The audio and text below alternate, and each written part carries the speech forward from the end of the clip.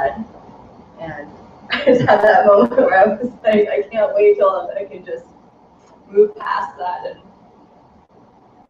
And it's interesting because something has shifted inside me internally where if it was even a year or maybe even 2 years ago, I wouldn't even say, but definitely even 2 years ago, they're the types of work that I was really grasping on towards. Like, I really need this kind of work and it really defines who I am and all this other stuff. And today I have this moment where I was like, I'm so past that. I'm over it. Like, I don't need them. Go away. Like, you know.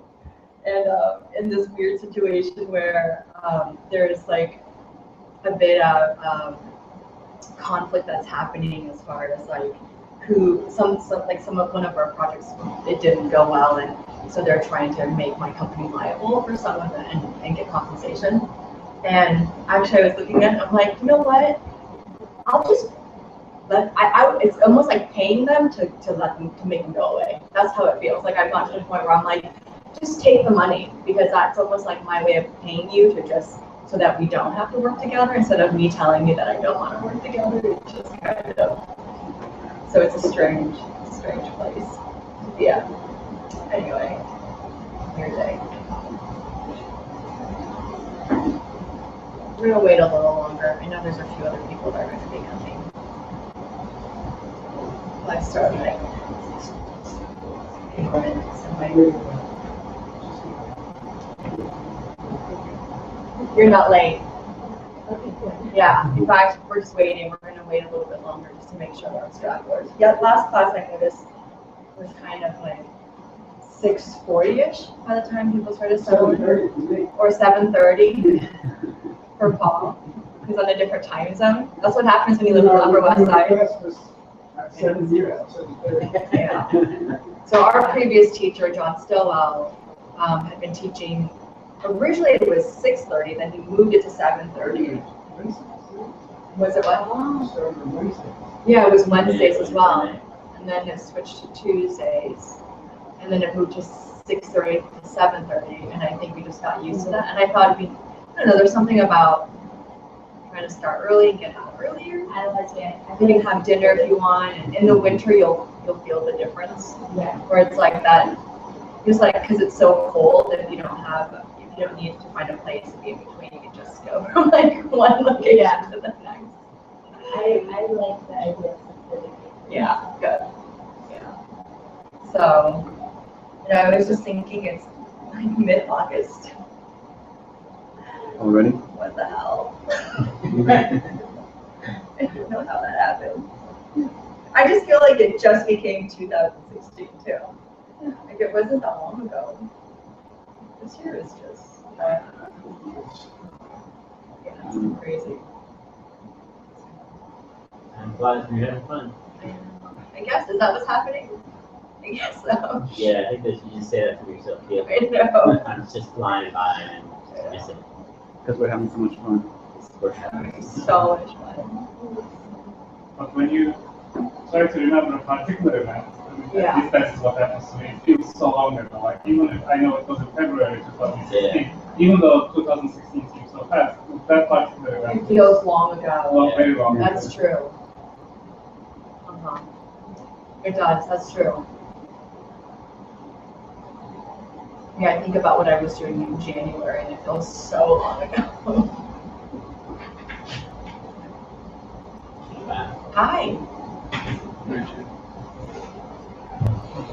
We're just gonna wait a few more minutes. We were waiting for you. Yeah, right. There are people out there. I know. I figured that much. Yeah. Yeah, I'll have them come in if they're. Yeah, I was waiting. I'm actually waiting for everyone to kind of straddle in and then we'll start class. Oh, they thought we were meditating? Yeah. Yeah, they thought we were meditating. Okay. We should stand up prostrate then. Get started.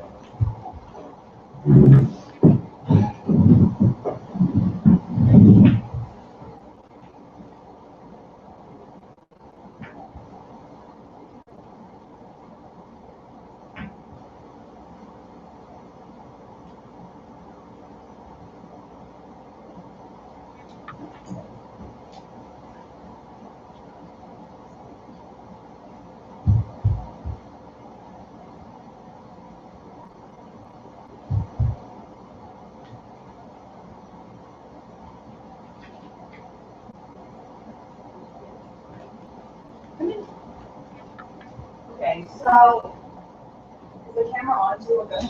We're recording, okay. So I was gonna start today's class with a meditation, but I actually want, since we're gonna be doing class 3, but I thought it'd be nice to meditate and do a shamatha meditation. I don't know how many of you guys have done that. And I'm gonna teach you the way that I was taught with the first shamatha meditation I had, which was lying down. So I want everyone to kind of get comfortable and spread out and be comfortable, but I want everyone to lie down. So you can use your cushion or a blanket. Your blanket's back there. If you want a bolster underneath your legs, yogis in the room, you know how to make yourself more than comfortable. But you know, we're gonna start class this way.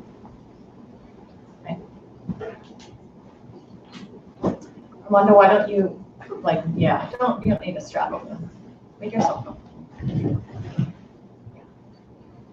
It's kind of nice, huh? Okay.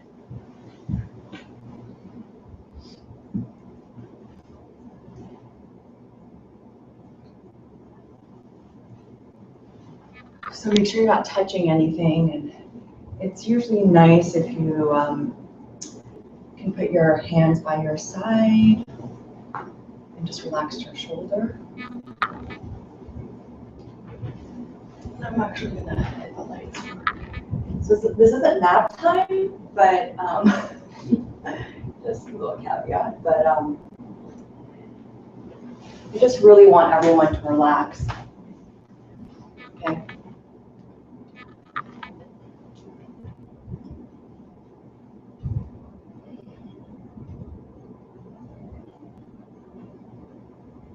So let the gravity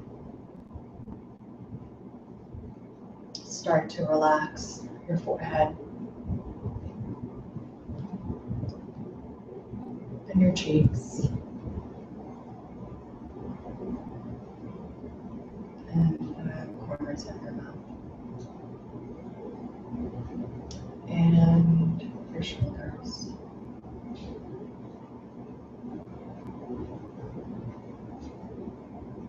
And start focusing on the tip of your nose as your breath goes in and out. No counting here.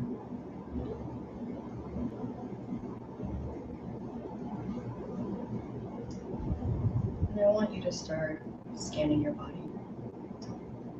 So start with feeling the sensation going down the right arm.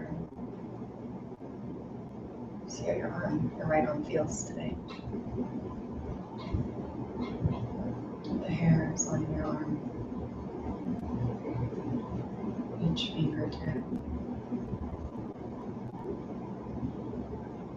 the spaces in between your fingers.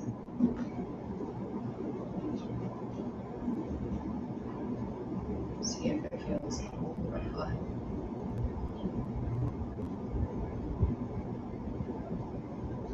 And take your mind up and down the left arm and do the same thing.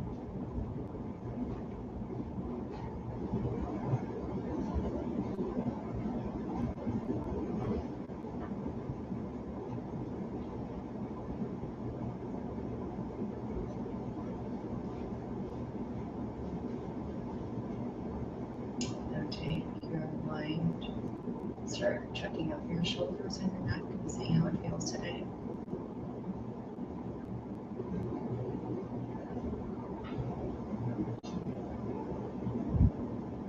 No judgment here, just observations.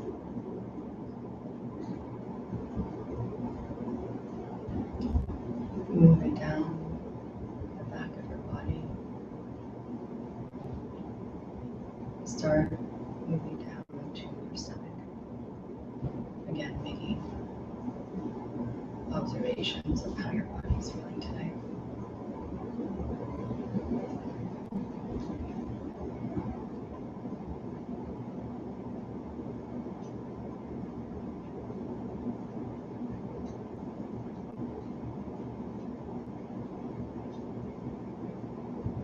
Start to check out how your hips are feeling.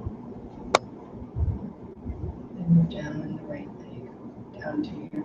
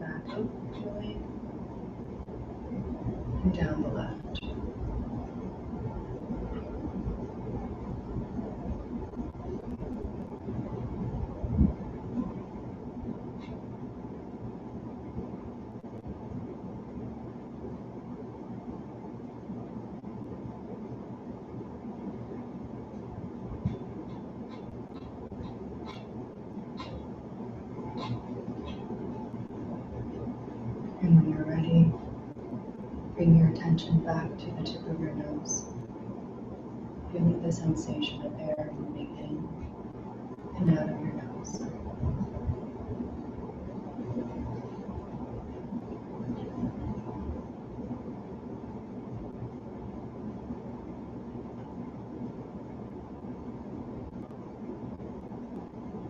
Now, I want you to start watching your mind and watching the thoughts that arise and watching it pass. You can think of it like cloud watching. So let your mind do its thing and have thoughts rise, but don't attach yourself to the storyline or the to-do list or the feelings. Just let that thought rise and pass. And the next one will rise and pass. Like sitting on or at a bus stop, watching the buses just pass along or the cars pass along. We're going to stay here for a few minutes.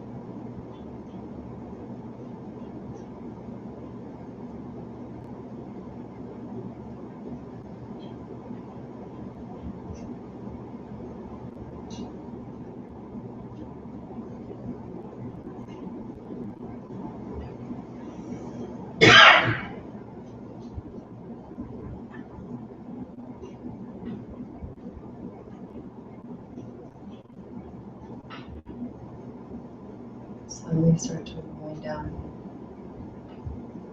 the thoughts.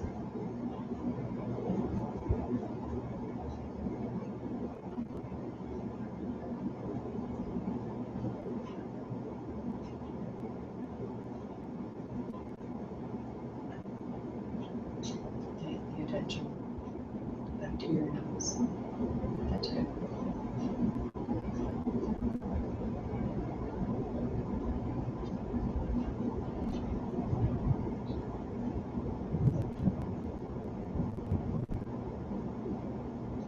And when you're ready, you can open your eyes.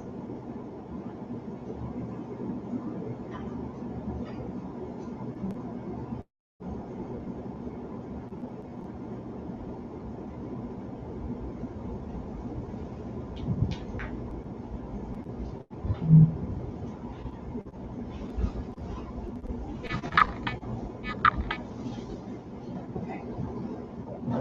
So,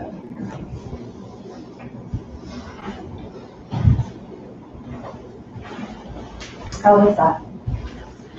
Did you fall asleep? Did it make it sleepy for you, or how was that part? Relaxing. Good. It was good. Relaxing. It was relaxing. I didn't put on most of it. Oh, you couldn't hear what I said? Oh, I was too quiet. A little quiet. Okay, why because you're laying down too and my voice is projecting. Who had a hard time hearing what I said? Oh, well, lots of you. Oh dear, okay. Well, that's a bummer. Okay, next time that happens, wait, like say something so that, and I say this honestly, not only for your own benefit, but for the benefit of your colleagues, or your Dharma brothers and sisters, so that you can't, because, if you're not hearing it, most likely someone else isn't hearing it either. And so don't be shy and say, listen, I can't hear it. And honestly, it's not beneficial for you to not hear what needs to be heard, right? So the meditation is, maybe towards the end we might do it again a little quicker. Maybe we'll do that and try it. So the purpose of that meditation was, first of all, just to get you relaxed. So when you meditate on a cushion, you should actually be as relaxed as you were if you're lying down, which I think is, I don't know, for me, one of my teachers taught me this. I'd been meditating for a few years, and he told me once that I should try this meditation, and he's like, you should lay down. And I was like, hey, I'm not a beginner. Like, seriously, I have done yoga and I get it, but I don't need to be laying down. And he looked at me like I was ridiculous and just like, lay down. And I think there's something about laying down that just helps the sensation of relaxing. But we'll do the meditation again, but really the point of it was to be able to start seeing how to quiet your mind and how to have thoughts pass. And I have to say, this is one of my most favorite meditations, only because there are so many meditations out there that I've had, at least, that was really about stopping your mind from thinking certain things. And this one is very much about allowing your mind to use the noise that it has as a tool to be able to move through the meditation rather than refraining your mind, And so I find it really helpful and a great tool. But we'll do it again at the end. I think that'll be beneficial for everyone. And there's a reason why we did it today, but we'll go into it. Yes. I have a general question. Yeah. What is there like a general rule about like if you have an itch Yeah. while on the Sure. or like if your roommate like comes in and like and wants something, like are you supposed to like break your meditation or like let him know that you're meditating and you're like Sure. get back to him or Yeah, that's Or- right. That's a great question. So when you do have an itch, or a fly lands on you, or a mosquito is, having their meal, the idea is that you actually do refrain from it, and you bring your mind to pay attention to what it is that you're focusing on, and at some point you actually do become so deep in your meditation that those things don't become a distraction. There are very high meditators and amazing meditators that can actually meditate in a lot of noise, and they can just get into it very quickly. As far as the roommate situation or just people in general, there are different ways to handle that, and you're going to have to figure what's right for you. But protect your space as bestly as you can, because you should. That's the only time your mind has that time to really do its practice. And depending on how long it is, it's not something where most likely it's a do or die for whoever needs to get hold of you. There's a reason why most times we encourage you to meditate very early in the morning. I find that actually waking up earlier before, like in the city especially, it's interesting because in the city it feels like before 6:30 is the threshold. But if you're meditating kind of before 6:30, the city's silent. It's not moving as much. You can feel the vibrations of the city. So the earlier the better, and there's a reason for that. It's the same thing at night too. There'll be times where I've actually meditated late at night, and that's usually after 10 or 11 o'clock, not on a weekend, where it feels still, and you'll start to get that sense for you. Other things that you can do as well is earplugs are a huge thing, and you experiment with them. there's an earplug that I love that you can buy at Dwayne Reed that I've gotten that's like a wax that you can buy instead of the ones that plug in that mold to your ear. And I really can't hear a lot of things once I have that in my ears. So yeah, you just kind of, you know, and there's different things like when I had a roommate, when she would smell the incense, she just knew that that was time for, you know, it could like, she just knew, I didn't have to say anything. So there are ways that you can kind of start that conversation, but I would absolutely say protect that space as much as you can. We can talk a little bit more about meditation at some point, but you know, wherever you do meditate, try to create a space to do it that's allocated. Like, you know, when you wash your face or you go to the bathroom, it's a dedicated spot. You don't just do it, I hope, at least anywhere. And it's the same thing with meditation. So, you know, try to refrain from doing it on your bed. Clean a space that's really nice for you to do it, and you know, commit to a dedicated spot that works. Okay? All right, so we're going to start. Sashi Kuni Jushin Mitotra Viravichi Yande Yampari Sangye Shimyu Mite Kuwaki Nanda Shimba Yuva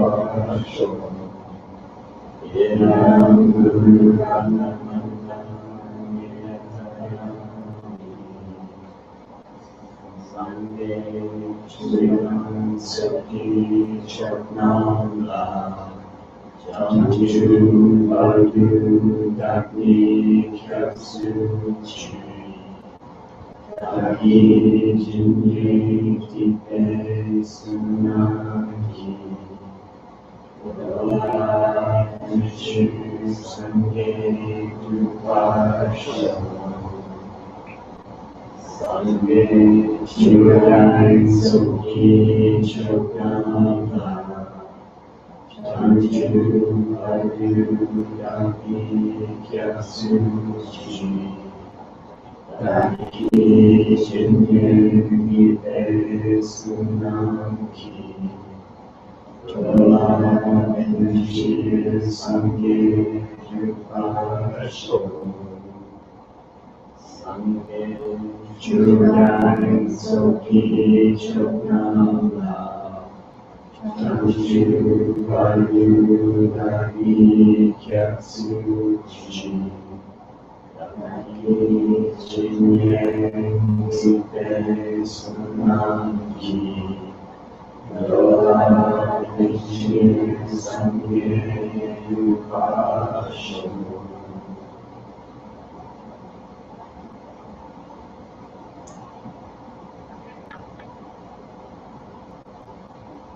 Okay, so we are continuing, actually really starting class 3, and it's about how to take a llama. And I talked about it briefly, I don't know brief, but I did talk about it a little bit at the end of last class. And I'm just going to refresh very quickly about what we started with, and then we'll continue from there. You know, I was thinking about this class in particular and how, you know, each one of you is in a different place with your spiritual career, as like we like to say in the spiritual world, or that's what I've heard. Some of you have a teacher already. Some of you are eager to find a teacher, and some of you have really no interest in finding a teacher at the moment, and you're just checking out to see whether or not Buddhist philosophy is even jiving with you, you know? So, so one thing that I just wanted to start with the class is that, you know, when I was taught this course, to me, I was in a place where I wasn't really specifically interested in finding a teacher at the time. But I want to just say that if that's where you're at, and if you are in this trap where you're actually looking for a teacher, this is a great class for you to be paying attention to. For those of you who have a teacher, this is just a good touch point of making sure that you're good with the way your teacher is and the way you see your teacher. And for those that aren't really sure whether they want one or feel like they need one, I will say that it's good to have this information in your bank anyway, because if you continue this path, at some point, a teacher just, if you're practicing, will appear to you. And when that happens, it's important that you have the assessment and know the qualities that you want from the teacher, because it's one thing about learning habits, you know, like bad habits, like, you know, from other people or people around you that influence you, like drinking and doing drugs and eating too much sugar, you know, those things. It's another thing by having a teacher that influences you, because it will not just ruin your life in this lifetime, but it will ruin your life for continuing, like for more than one lifetime, potentially. And it's just it's where they get into the contents of your mind, and they really start to influence the way you perceive the world. And so it's really important that you protect your mental and your spiritual real estate, and that you understand what teachers need to be, and you evaluate them and be critical about your evaluation. And the other thing I want to say is that this isn't really a list of judgments. Like, it's not for you to take this list of 10 qualities and start judging the teachers you have around you. It's really for you to just get a sense of, you know, a certain level of responsibility that you also have as a student to evaluate your teachers. And the next class will go into what it means to be a good student. So there's also responsibilities there, but it's something that, you know, that every qualified teacher will know this list, and every qualified student should also know that list. And it makes me think about, like, if you're ever interviewing for companies, at some point during your process as you interview, as you gain more experience, you're not just interviewing the company, or I'm sorry, they're not just interviewing you, but you're also interviewing the company too, to see if you're a right fit, if they're a right fit in your life, you know, so it's a two-way street. Okay, so the first thing is check out the teacher, and we talked about this a little bit last week.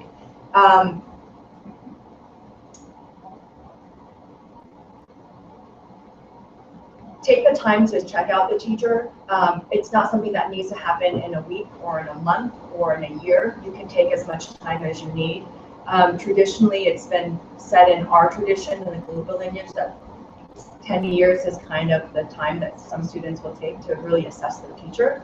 So that gives you an idea of, you don't have to take a teacher formally. You know, you can take that time to start to assess whether or not this teacher is really appropriate for you.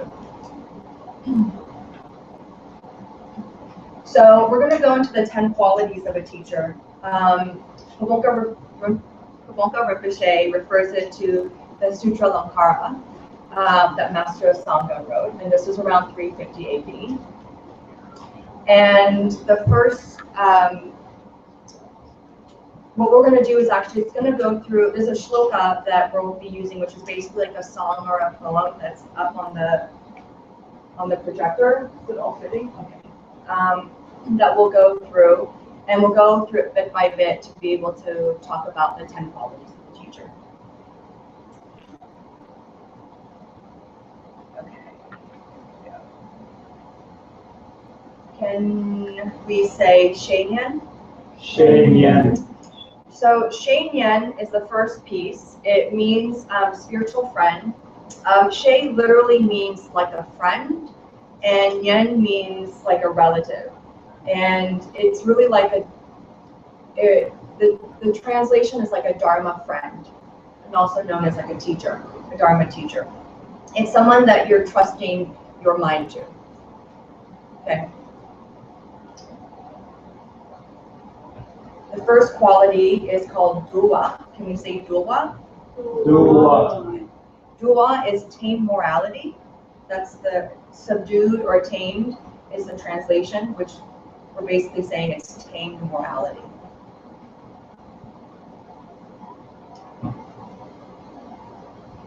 So your teacher that you have, and in the scriptures they'll refer to him. So obviously you can have a female teacher today, and the traditions has mostly been men, and that's even changing in the monastic world as well.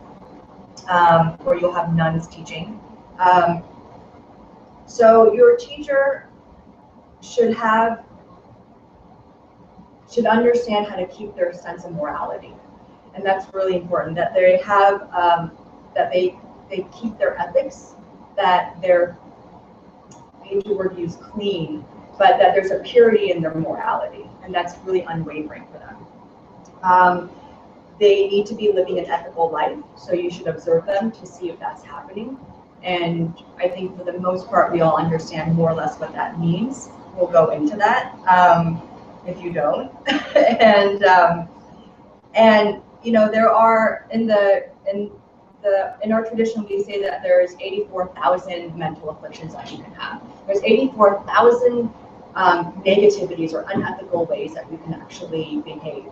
And they've distilled it down to 10 different, like kind of your top 10 different moral and ethic codes that that we'll talk about.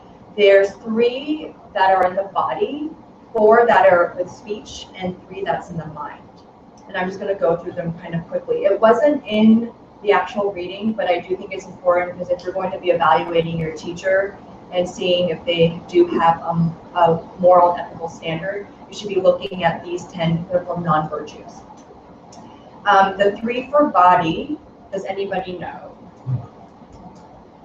Paul. 100 for Paul.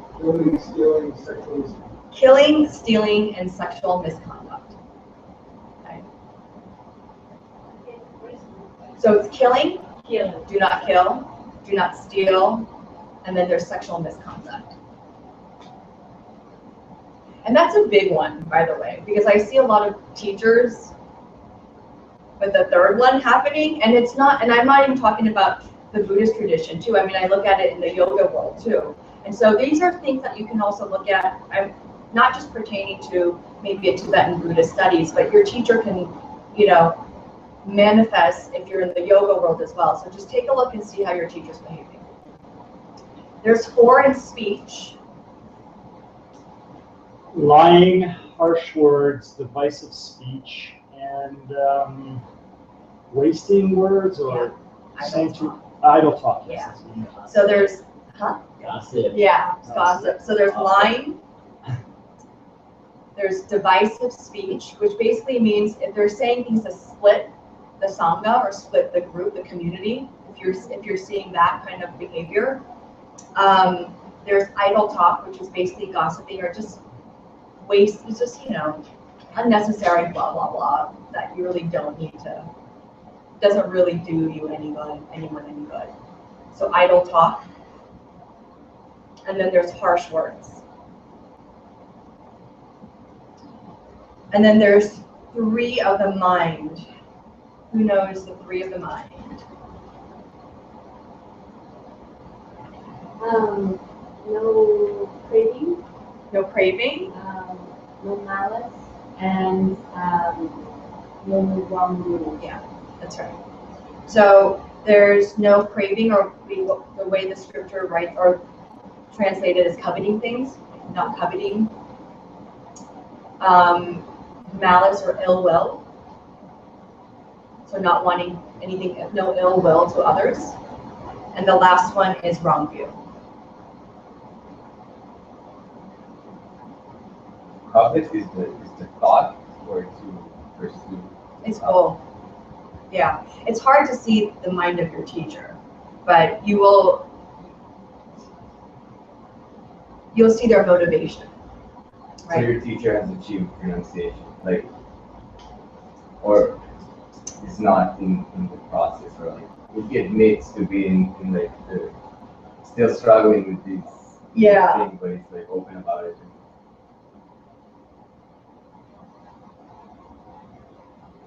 We're gonna get to that. That's one of the points in there. Yeah. I've heard in, I don't know if it was Yoshi Michael or maybe just Hector, talk about craving as having this flavor of not being happy when other people get what they want. So it's like a friend is happy when you're like, like a sense of jealousy. Yeah, you like want it, and Yeah. then ill will being the other, which is like you're happy when someone is having a hard time. Yeah, it could be. I mean, there's subtle ways, right, that this all kind of goes, and so you'll start to see that. I mean, even ill will can be as subtle as wanting someone to not like feeling like they don't deserve something, and you don't actually like you feel guilty for even thinking it, but you do have this moment where you're like, I wish I didn't get that, to doing whatever you need to do to make sure that they don't get it, so there is that sliding scale. So you're going to be watching your teacher to get a sense of how this person behaves across the board. And you'll generally kind of know the flavors of it. And as you develop a relationship with the teacher, I suspect depending on your karma, it will fluctuate of what you see and what you don't, Yeah. But these are kind of the main 10 bullet point codes of conduct or non-virtues.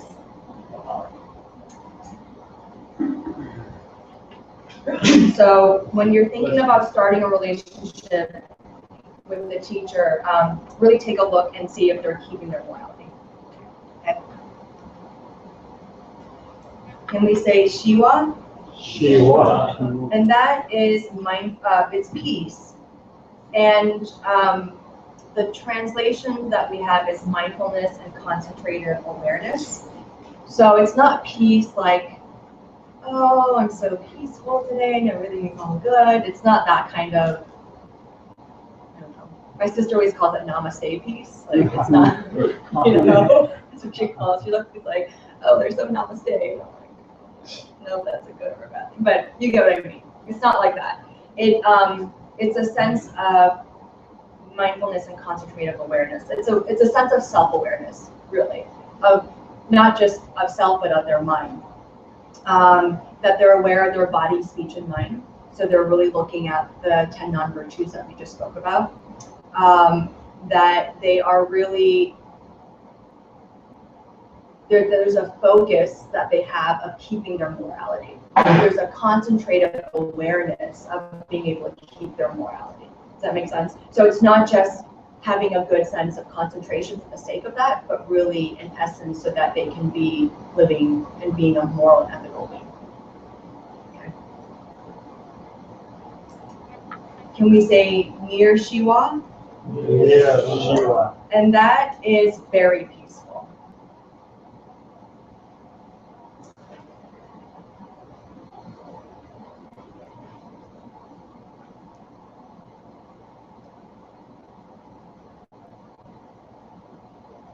And in here, we put in, or I put in reached shamatha.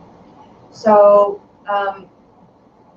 what very peaceful, near Shiwa really is an elevated sense of Shirwa. So Shirwa is peace or peaceful, and then near Shiwa is very peaceful. And so it's someone who has a very heightened level of wisdom and attained a shamatha. So shamatha is a level of stillness. You can also, sometimes you'll hear it as calm abiding as well, in different lineages. The meditation that we did today, which we'll do again later, is really so that you can obtain a certain level of shamatha, which is a certain level of stillness. When you're in the presence of a teacher who has really achieved that, you'll know. You'll see that their mind there's a sense of stillness and a calmness and a groundedness in the quality of who they are, that their mind doesn't seem to bounce around. Is that related to equanimity? No. Mm-mm. It's not a state, it's not about how, it's not a point of view, it's not a worldview, it's not a way of looking at things, it's a state of mind. That there's a state of mind of stillness that they've achieved. Does that make sense? Equanimity is about a viewpoint of how you see the world. Yeah. Sure. Yeah, Sanskrit word. Ooh, shamatha is Sanskrit, but I don't know the Sanskrit word for near Shiva. But I can find out. Yeah, I'm happy to. Yeah, for sure. Yeah. No, I'll find out.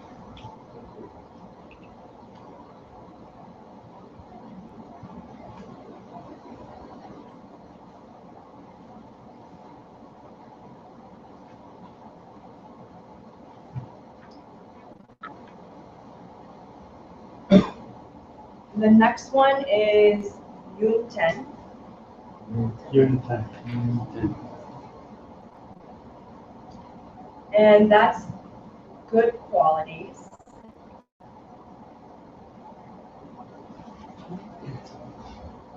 There's Lakpa. Can you say Lakpa? That's special and exceeding. I'm sorry, it's Takpa. Takpa. Yeah, it's pronounced with a T, like a, it sounds like Takpa, even though it's an L. Yeah. So this is about the teacher should have exceedingly good qualities about them.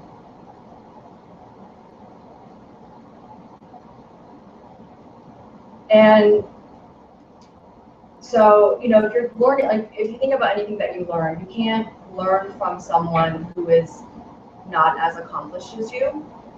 And you really can't learn from someone who's at the same level as you. You can only learn from someone who excels more than you. So to answer your question that you had before about whether or not your teacher should have surpassed renunciation,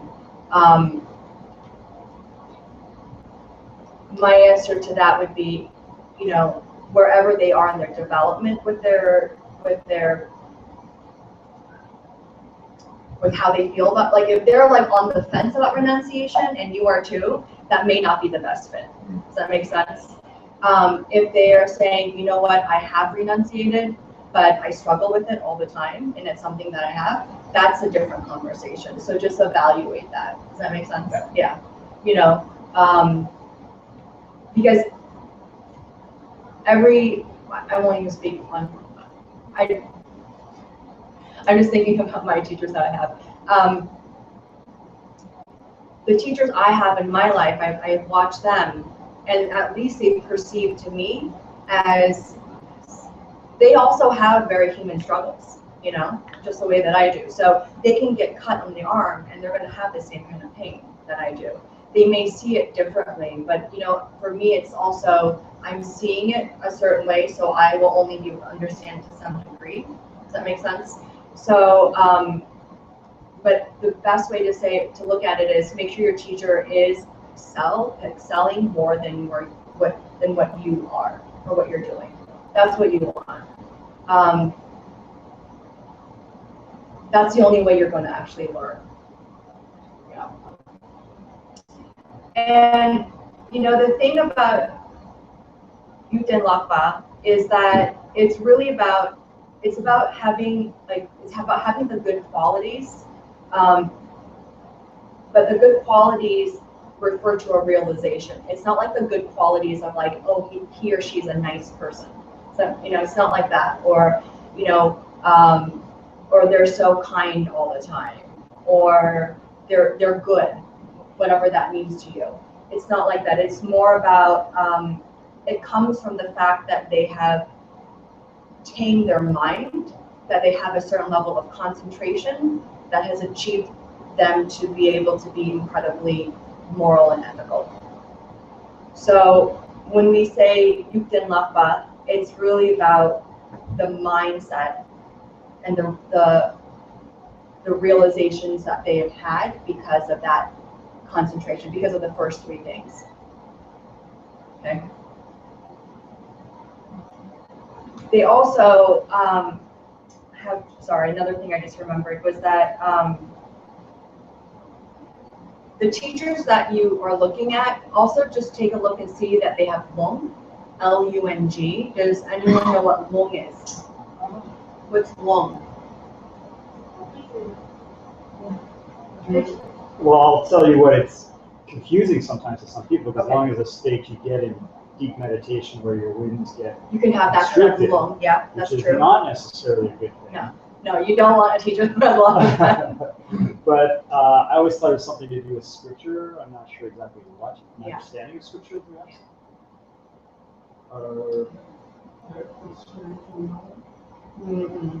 So Lung is transmission. To get the Lung from a teacher is to have a direct oral transmission.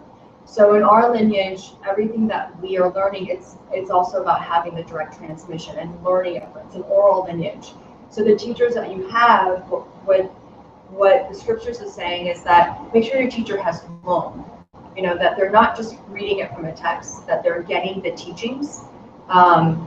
It's you can't, and the scriptures talks about this. You can't have realizations by just reading a book. It's not going to happen, right? That's like learning to play an instrument with a book that tells you, or learning to play a score, by a book. And it's the same thing. I feel like it's the same thing even when you learn a language. There's something of actually engaging and practicing and participating that's part of that becomes a part of you. So it's the same thing with having a spiritual practice. You can't watch people do yoga and or look at a book and not, you're not going to learn anything about breathing, and that doesn't make any sense of how to move your body. And so the same goes when you're actually learning Tibetan Buddhism. So keep that in mind, that the teacher that you look at, did they have Hmong? Who did they study with? Ask those questions.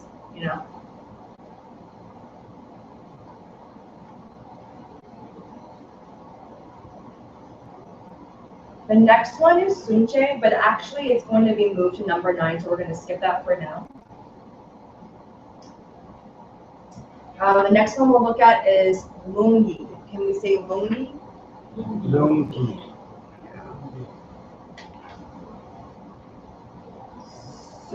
Is that the same as the lung you just described? No, it's a different. Yes, okay. Lungi together. All right. Yeah. So Lungi is from scripture, and then Chuk. Chuk, which is rich.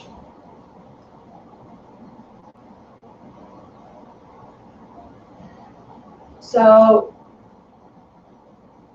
the first 4 things really, we're looking at how the teacher is really having a moral and ethical code, right? That they're observing and living by a certain moral and ethical code. And then there's also this number 5, where they need to have what's scriptural knowledge. Okay, they need to be rich in scriptural knowledge. It's not enough to just have the mental qualities that we just talked about. It's incredibly important that the teacher you're looking at understands and is actually teaching from text.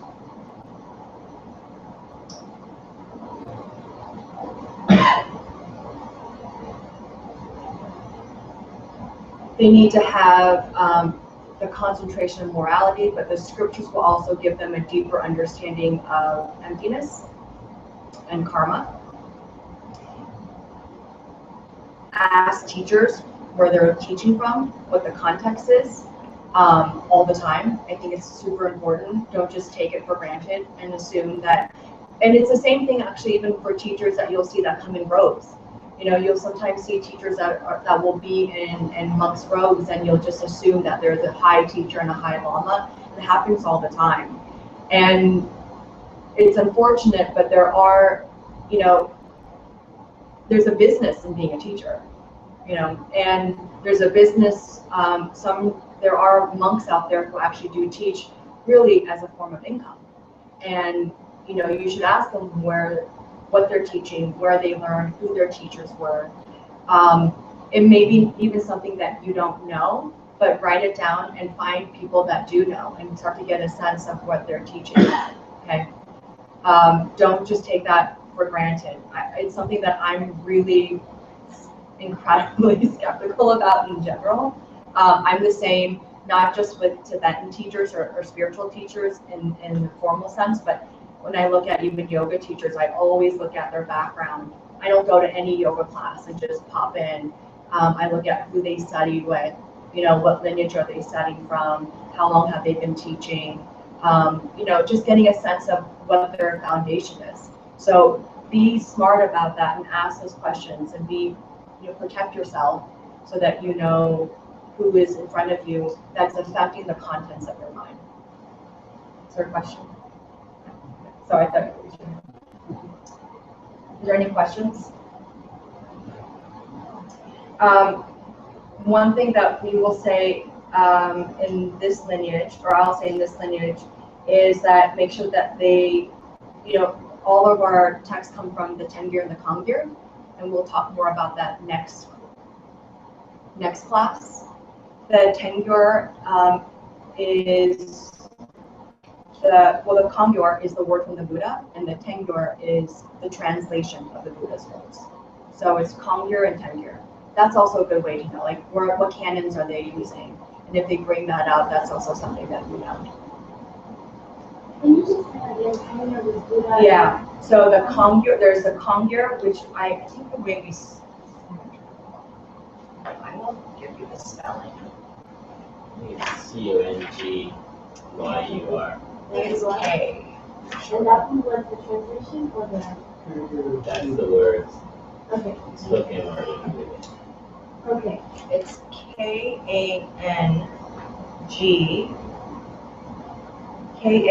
no, well, I've seen it K-A-N-G or K-E-N-G, G-U-R. And the Tengir, T-E-N-G, G-U-R. You don't have a Y in there? I don't see that. Do you have a Y? K-A-N-G-Y-U-R Oh. and T-E-N-G-Y-U-R.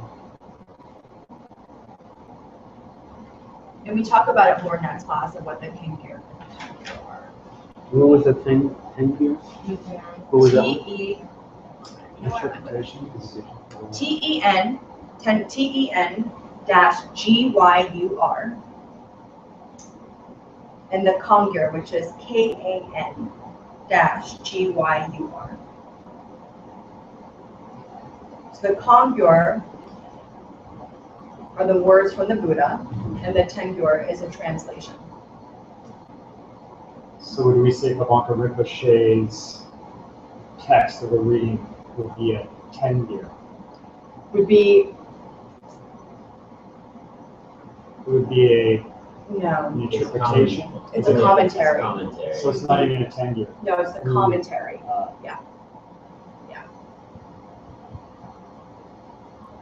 So the purpose of this really is just to make sure, honestly, to get down to like the main point of it is just to make sure that the teachings that you're getting are made up.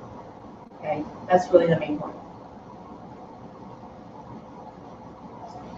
I have to say, I'm sorry, go ahead. Is there like some body or something that can certify people?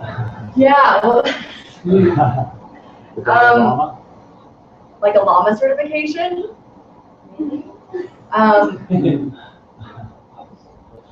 No, there isn't. I mean, there's nothing that I know of. There's, there are monks out there, right?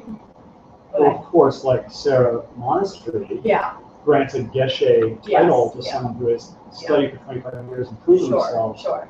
to have all of the qualities you just Sure. listed, Yeah. plus the knowledge to pass them on examination. Yeah.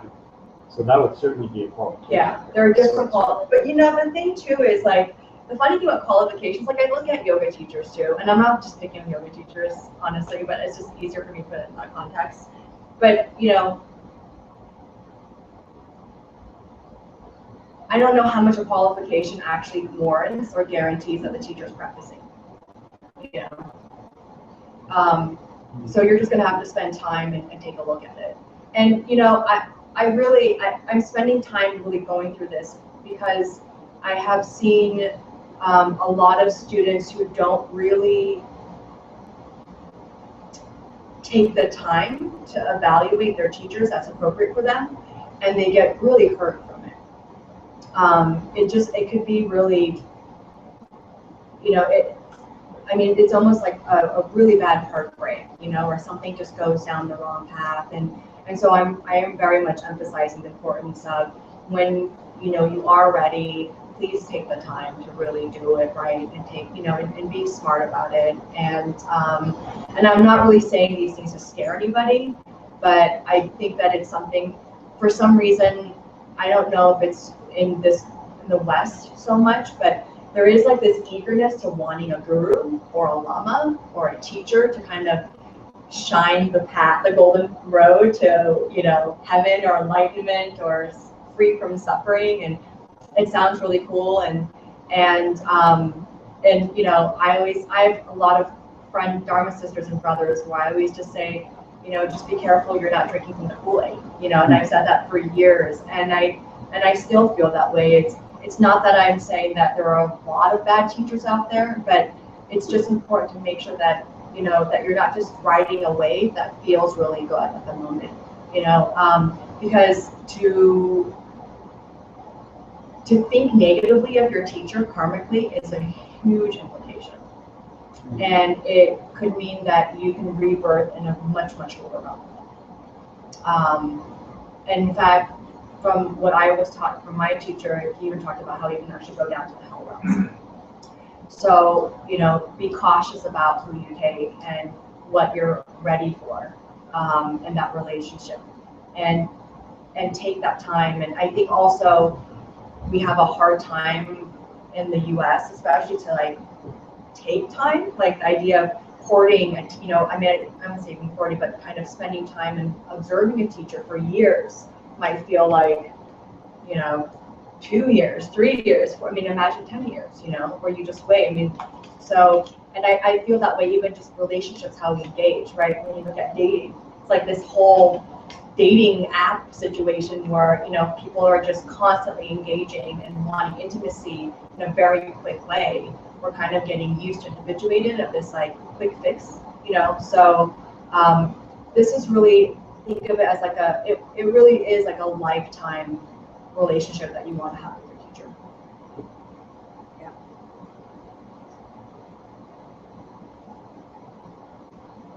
I think we're going to take a break, actually. We're at number 6. This is good. We'll stop here. We'll take a little break and then come back. Sound good? Yep.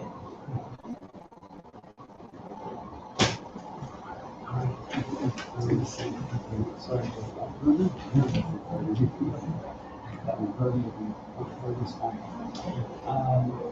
Did you notice that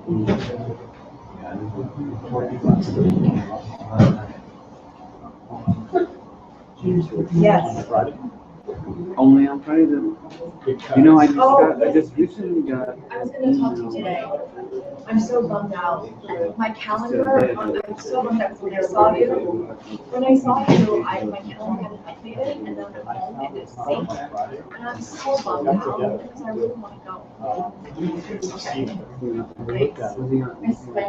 She was here. Hi. Hi, how are you? I said, yes. Oh, good. Okay, actually, I don't Actually, like it's a weird box. When you finish, pronunciation. you can say, you have to Well, really go to the I just That's so, that's sit here and you can do that stuff. Yeah. That's here, yes. So you can do it anytime you want to. You can click on it right now, and you can see right over there. This one just click on it. It doesn't count? Yeah. But that's it. Yeah. Oh, yeah, here. Yeah. So That's what I did that last time. I don't know if you did or didn't, but we did it and You have to check. Okay. So We'll have to check. yeah. So give you that I was thinking about this. feedback, because You I was were. concerned of. Then how did you I didn't decide that you wanted to do that? See it up on. Yeah. On I Wednesday. had a shorter. Because I didn't check actually during the week. I checked afterwards. But that's great. It's great because And then, every time we do something, we learn more. Yeah, it's pretty good. It's pretty good. So that's the other Yeah. two. It would be Nice, interesting to hear I'm sure you'll- also.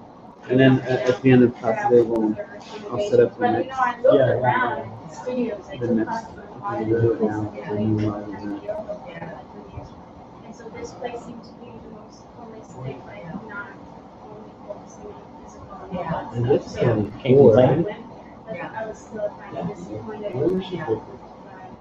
Yeah, the 70-year-old Where's Mitzi? teacher, Yeah. it's like been doing this like for 50 years, Yeah. and she got the teaching from the Yeah. rural, like came here, long going way. to school like Yeah. 50 years Yeah. ago. Yeah. So things was like somewhere, but And it she's didn't feel not. that way. Now, And did you feel that way, like from a spiritual sense or from a body, like from, like was it outer body, inner body, or I think everything? I felt development by both. Yeah. The thing too is that you don't, like I think there's like new things, Yeah. and then later, as the days went by, You there were were more keeping explanations. Yeah. Yeah. You Makes need them to going along 7 Yeah, years. I mean, you know, it's not that you have to even think of them as without, it's either a tree or. the teacher, you know, it could be like, you could have multiple I teachers, know. you know what I Of mean? course, but Yeah. I'm still like struggling with a lot of Yeah. stuff. Yeah. Yeah, there's only the thing that I nobody's asked a lot of allowed. questions about the training, and I think I challenged Do them what? a lot. Yeah. Question. Yeah. He said at the end, you were rubbing, I'm Then like, how- okay. She You had a just go harder way time less. than me, apparently. Wow, that's interesting. Yeah, it's hard, and how long does a teacher train? It's called summer intensive, so it's 5 weeks every day. Yeah, Yeah, No way. and then you're done with it now. yeah, like all my classes. Yeah. Like, It's, you know, I mean, No tunnels, yeah, no bridges. I mean, for me, it's like, But even the yoga practice in even to particular, because I do believe in, so, in like inner body, outer body method. And for me, to do yoga helps me with my limbs. Like I can sit on the chair, and that's really helpful. But to supplement with yoga, you know, it's interesting because in the Buddhist tradition, only the really, really high monks will actually have access after they have taught at some sort of capacity. It's really advanced practice. In the yoga tradition, it's actually for meditation help. You get to coffee and stuff. That's why meditation is a big part of But it's like that. a sit down From place. the beginning. New tables. It isn't. Oh, it's It's just like, like you know, it's really about moving your energy and about moving, you know, and sometimes they will, Training your body against. yeah. But do you have people standing No, I'm there and buying stuff? I'm good, thank you. You know, so it's really about moving your limbs, and they might talk about the channels, I'm sure they'll talk about your chakra points or not. I mean, in this training, they did it, but the Yeah. training Yeah. before this in yoga, yeah, super into that is all training. Yeah, so you learned about that. So, you know, and they'll talk about things that you do to be able to move your limbs properly, what that means, and so that, because really what yoga was meant for is social meditation. Yeah. It actually said, right? So for me, it's always nice to prepare them whole, because sometimes when I'm sitting, I can't get to the place I need, so I can use yoga to help open my body up and my inner limbs so that my cushion. Yeah, I feel like Yeah. I'm able to sense. Yeah, kind of use those two together. And so finding yoga teachers that are really understanding that component is, to me, like, it's such a big deal because it does affect me in so many ways. And I can tell, right, like, that I have a really powerful practice. I can tell when it's happening, teachers are facilitating that or not, you know? And, yeah, I mean, I think it's great though, to be honest, that you had that experience so early on with teachers that you're like, that wasn't really what I wanted from a teacher, and now you can start really looking at who are the teachers that you want and what they did to study up there, you know? And I mean, it took me, I did yoga for about, I did yoga for about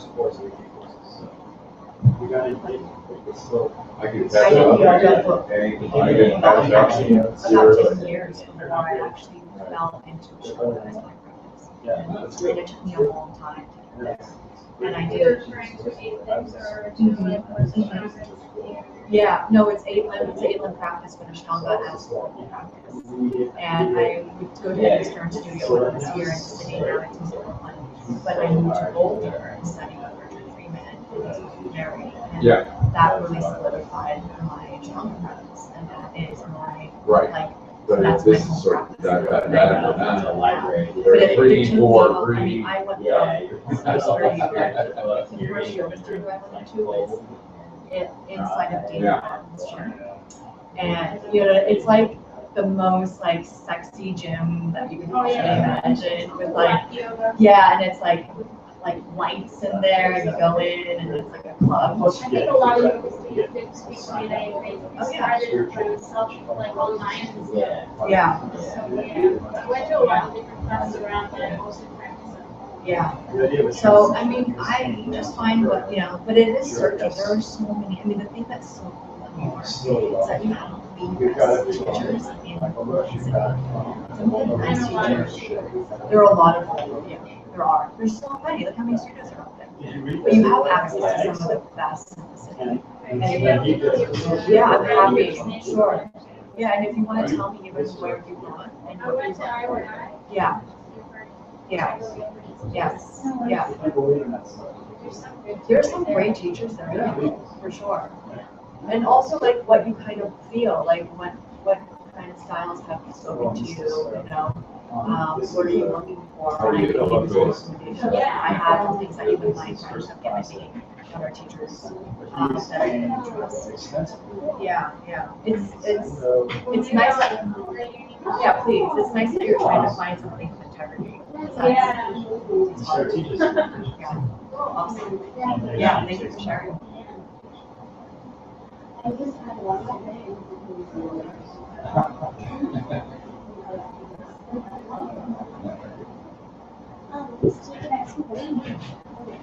Or if you start on the operation, I just wanted to ask, like, not just the teacher thing, Yeah. actually, like, also, yeah, sure, and, like, there's some people that coach, so say there's someone who's kind of checking out, and taking my time, but also kind of like, one thing to really good, right, and make it really normal. And then I know that in high school, Yeah. I just, not part of all of it, because I coach and I have my work. But at the same time, like, and so, what's the, like, do you approach them and say, like, hey, this is the name that, like, is not here for me, or just clean up that part of my life where it's like, I don't know what to do. Yeah. You do both.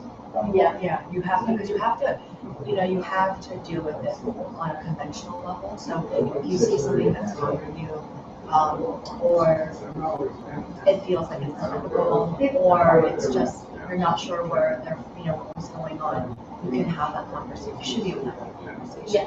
Sometimes you, depending on where you are with your work, you know, sometimes you just don't need to. Sometimes you'll have to assess for yourself, like, are you a more reactive person and should you wait a couple of days and just sit with it and reevaluate? Or is it just like, no, this was totally fucked up, we need a conversation now? You know, the thing that's tricky about teachers too is that you don't ever really know, well, you never know the contents of the mind and why they're behaving that way. Yeah. And there are teachers out there that can appear to be incredibly, or even appear as being unethical. But there's a lesson there for the people that teacher's trying to teach, that it's only like time that you can, it's only time that's just tell. It's a strange thing. Yeah, and it's something that I, you know, it's like I have conversations with friends of mine often where they're just so funny because you know, or me of something like, dude, my teacher's doing this stuff. This, you know, I need to, you know, and I'm like, okay, let's just take a step back, and you know, and it's the same thing for me. Like there are moments where I feel like I don't understand this or that, and I personally have gotten to the place where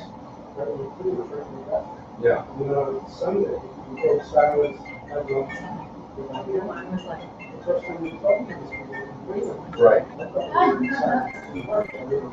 Right. Yeah. it's my niece. Yeah. So, yeah, you're gonna have to start to get a sense. I mean, you'll get a sense of like how much of that do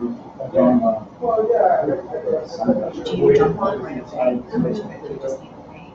I have gotten to the place with certain things. I look at the content of the teachers, which is like that's what I really focus on, to be honest. And I look at like if the content is true and what they teach does seem valid and it works for me and it works and it aligns with all the things that matter to me. The teachings are correct, right? Yeah. Then to some degree, I have a personal thing that the teacher must be in line with the codes that we're talking right, you know, that he or she may have fault, but, you know, for the most part, they're pretty much in line. And I would just table things. You know, I just put it aside and like, I don't really, it doesn't really work for me, but I'm not sure if it's good or bad yet. So I just put it aside.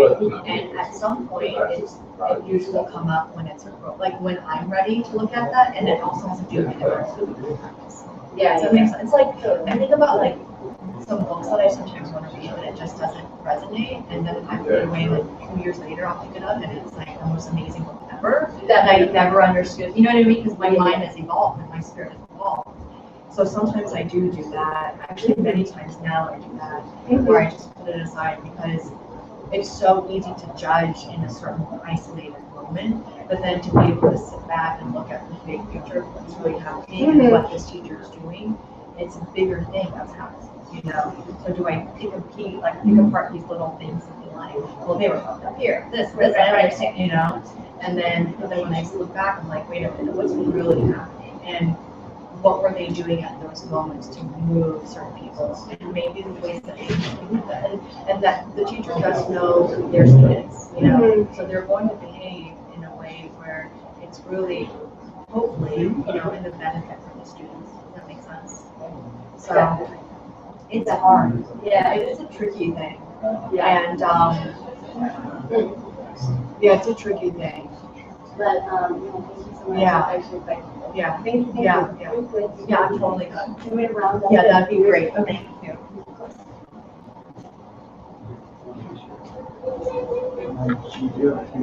Yes, go ahead, yeah. Okay, this is Phil. Hi, How are you? Hi, nice to meet you. Very auspicious moment because Philip has never had a Oh, you're a Zen practitioner. Yeah. Wonderful. G has never taught a course. Yeah. Oh, This is really? my first teaching. Yeah, Okay. that's nice. Yeah. Thank you. Yeah. How do you know each other? He's been telling me about his practice. Yeah. So, Yeah. Come and check it out. Yes, how we know We're neighbors. Yeah. We're on the same street. Yeah. Yeah, right. Yeah. Yeah. No, How long have you it's been fun. practicing? I would say, you know, and practice is a strong word, but I'm trying to get 15 years, but it comes in waves. Yeah, sure. But it was, I had a friend, my teacher, who recommended the book, Nothing Special about Charlotte Jones. And I read the book, and it's Zen, it's American Zen. It's really good. I tried to go to watch it, and I finished it, and I said, this is the best book I've ever read. I've read a lot, you know, but it's just in terms of, how to explain that, those Zen moments. And so that's my practice is generally, I go to the Zen up on 67th Street, I try it. And then I recharge and sit. Yeah, that's nice. Yeah. That's So lovely. it's pretty There's a simple. beautiful Zen temple I know in upstate New York. If it's the associated, yeah.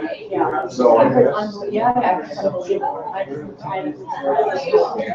So I did it in short, so I went up there years ago, I did my dog, and it's like, we're coming in, and this driveway going into the monastery. And so, we goes around. I think you probably went on. And I think we're almost to the monastery. And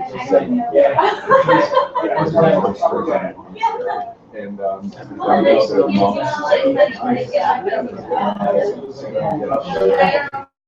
we're talking to his wife is not a believer. So then I said, well, my daughter said, are there monsters in the monastery? Oh, he says, I have to use that for Dharma talk, you know. And he walks away, and his wife leaves and says, There are monsters. It's just so scary. Yeah. Well, there are. Yeah. Yeah. They're everywhere, actually. Yeah. Crazy. That's funny. Yeah. I heard it's unbelievable. Yeah. I was trying to actually do a retreat there last year, but they mostly do group retreats, and the ones I was looking for was more of a solitary. Right. It looked amazing. Yeah. Oh, yeah. The celebration of those. Yeah. Things are shaky. The Zen are so good. Yeah. I mean, they are, they're just stunning, Yeah. you know, yeah, it's a beautiful practice. Yeah. I'm so glad that you came with that. Yeah. Love that. Thank you. Okay.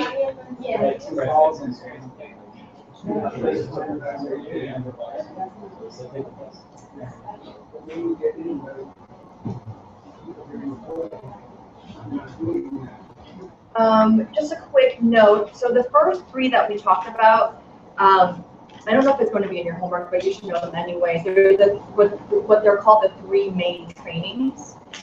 So they're like the mental qualities of a teacher.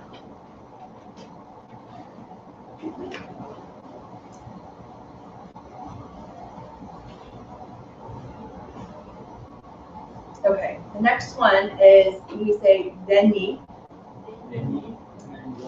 That means thusness, emptiness, or ultimate reality. And Raktu, which is really, and Topa. Topa. Yeah. You're saying they're the same thing? Raptu and Topa? No. Oh, I'm sorry.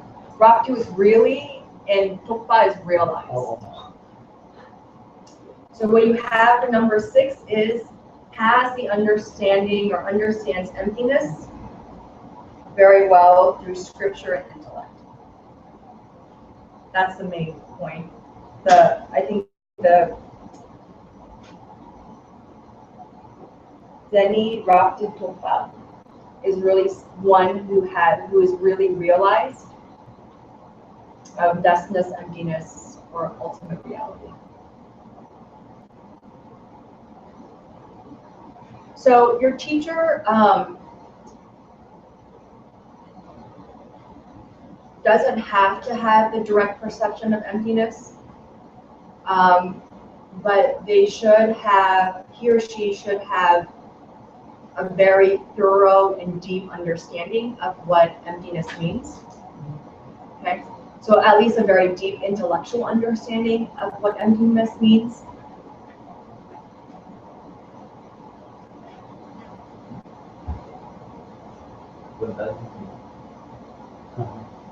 What the deep understanding of emptiness mean? What does it mean?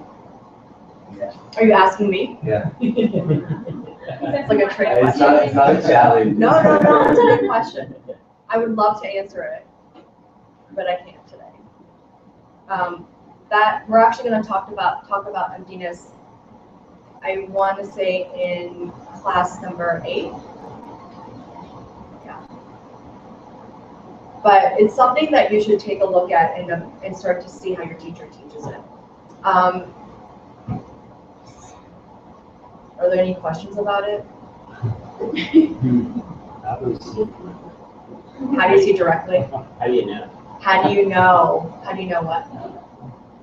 If you understand emptiness very well. If the teacher understands emptiness very well. How do you think you know if the teacher understands emptiness very well? Which is actually a good question, right? Because if you're supposed to evaluate whether or not your teacher has the understanding or has actually directly perceived emptiness directly, how do you know the contents of their mind? How do you know that? They are able to make you understand intellectually. Okay. How else? This is a big deal because They would be permanently free from the suffering caused by the afflictions of delusions or incorrect view. But how do you know that they're free from the suffering of those things? Because they're just happy all the time? But you said they don't have to realize it. They don't have to have seen it, that's right. They can just intellectually understand it. You have to study your teacher. You can't know. Okay, so the answer is all A for effort. But it's actually, yes. Aren't we told to assume that everyone we see is a Buddha? So there we would be assuming if they're a Buddha, they have seen emptiness directly.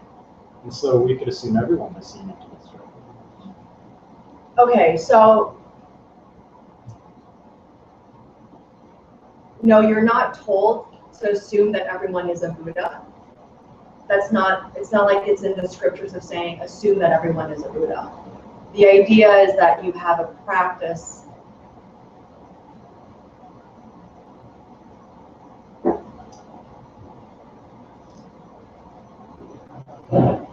It's not like you go around and you just assume that every single, put it this way. Depending on your practice and where you are, because we're at all different levels. So that's a big part to think about it. So let's just talk about how we think about it in the sutra teachings. Is that there's an understanding of karma and emptiness that happens. And with that, it's not that you are catering everyone to think that they're a Buddha. You can have that if you're at a certain place in your practice, that's have that. But as far as the sutra teaching goes, it's really understanding the three principal paths, which isn't about assuming everyone is a Buddha. You have to have renunciation, right? We've talked about this. You know, you have to have bodhicitta, and you have to understand what correct view is. Those are the three things that have to happen. And so, but you also have to realize as you're going in your practice that although you are dealing with things and trying to think about things on the ultimate level, you also have to make sure that things function for you on the conventional level.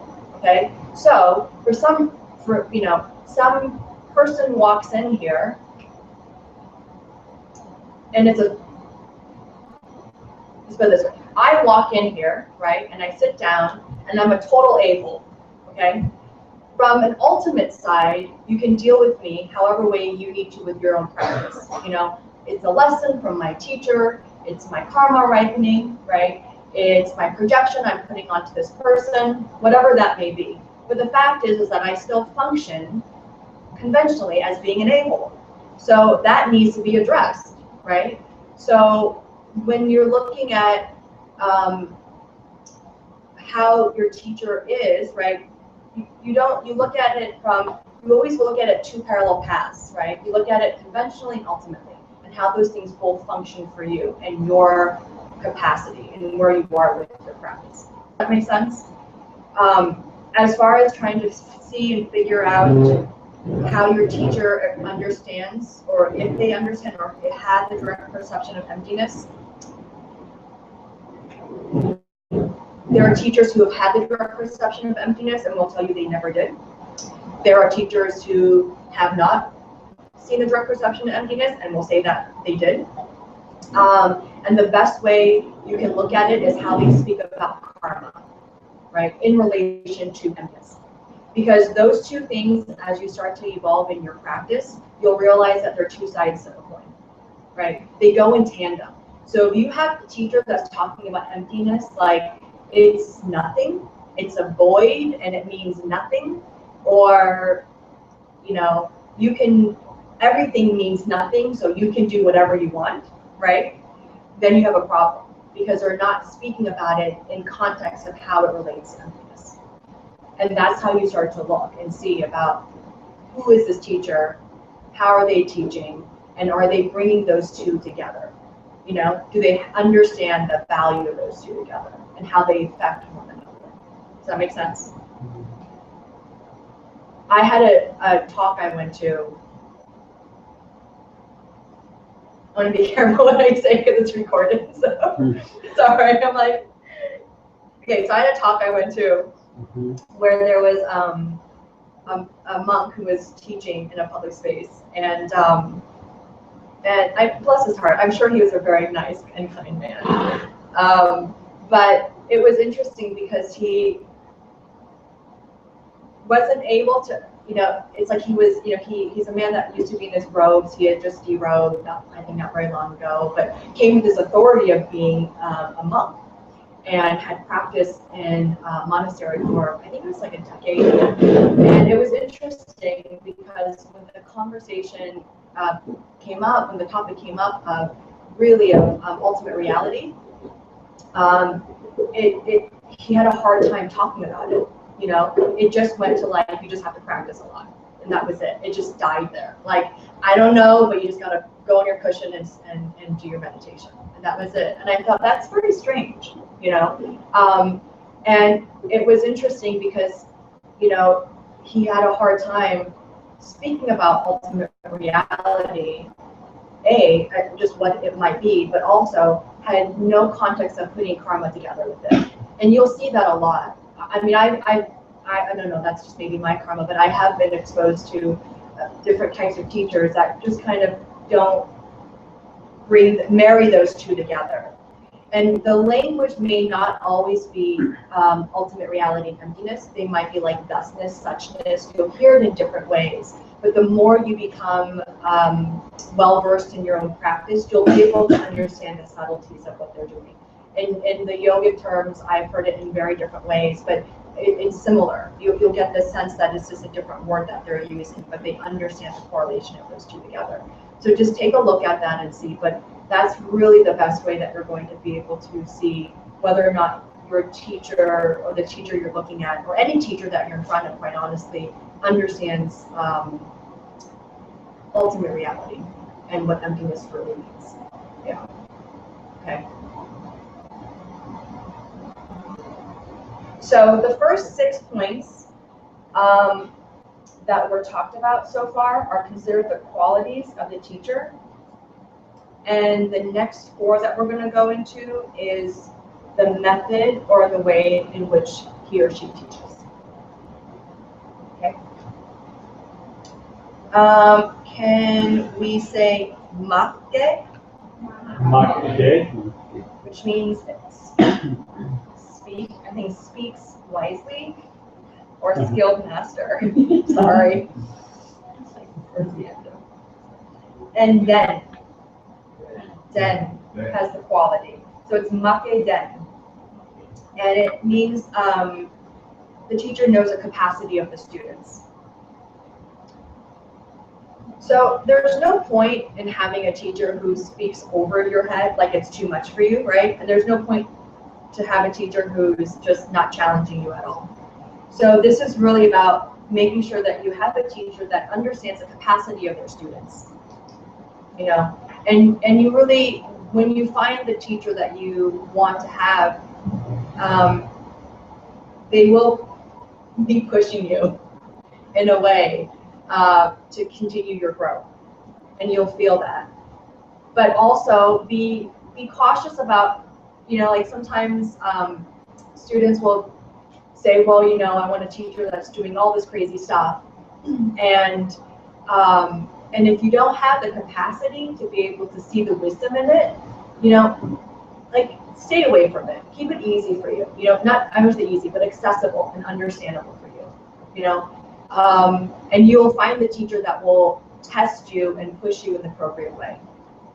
You know, that's right for you. So keep an eye out for that.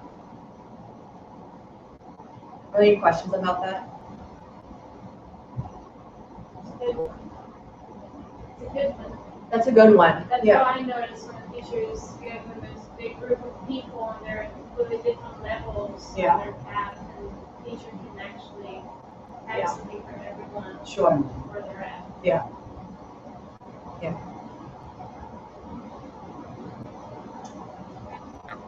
The next one is Seiwa, which is love.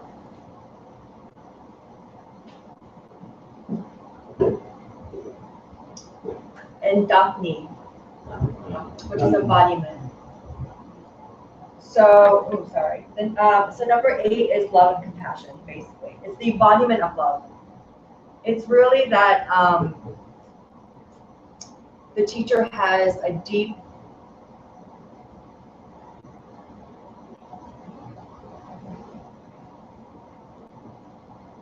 it's like a deep sense of love. Like it's almost like they embody love to every degree. like their essence that you see them is all about love, and it's so much compassion, and that everything that they do is really for the love of their students all the time. So it's not like they are loving and compassionate in one day, and then the next day they're like, actually, I don't have time. You know, it's every day you see that they're unrelentlessly, continuously doing everything they possibly can, because that's just the way they are. You know, it's not something that's like a forced thing, or they're not doing it because they want you to like them. It's not like that, or there's another intention involved, or they're trying to get you to do more stuff, you know? It's really out of a place of genuinely you see that they love their students. And I'm gonna also note, this is like off the books,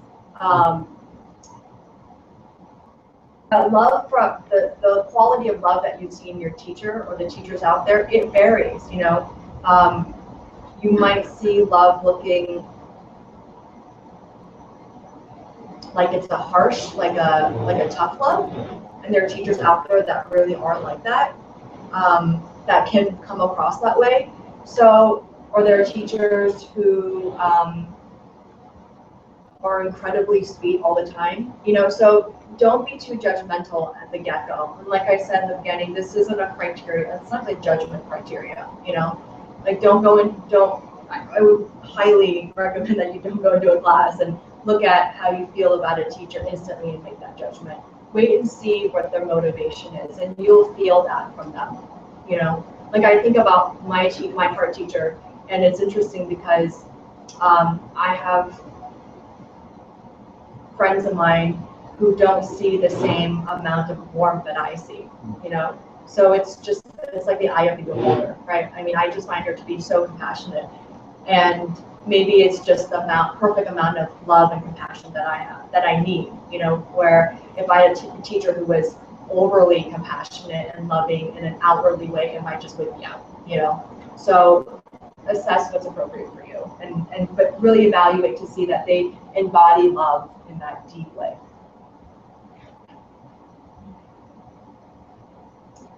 The ninth one is sunche, which is has effort. So this one isn't about the fact that it's not like effort that they work hard. It's not that kind of effort. It's the effort, it's almost like effortless, actually. It's about the joy in helping others. That they really find, they have a joyful effort in the way they help others. It's not a drag. They don't look like they're exhausted from it or tired from it or don't want to do it or it's a chore. That they're really embracing the fact that they have the opportunity to help their students. You know, and you'll feel that they have a level of high patience, and they're consistent in wanting to help their students. Okay. Kyowa, just disgust and being tired, and pang. Say pang. Got rid of. So this one actually means that they don't get tired. In particular, meaning they don't get tired repeating themselves. So why do you think that's important? So you can ask the question over and over and over again. Because you can ask a question over and over again, because you'll forget it one day and then you'll come back and have to ask again. Yeah, super important. Sometimes you have to hear the content and the teachings. I don't know. I mean, I've been taking these courses for 7 years, and I'm going back again, and it's almost like a new thing for me.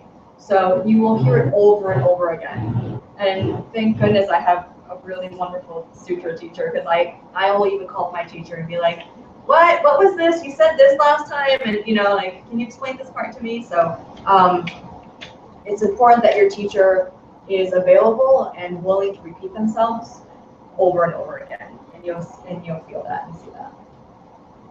Okay, so those are the 10 qualities of a teacher, and I wanted to just end with where do you find this kind of teacher? What app do we go to?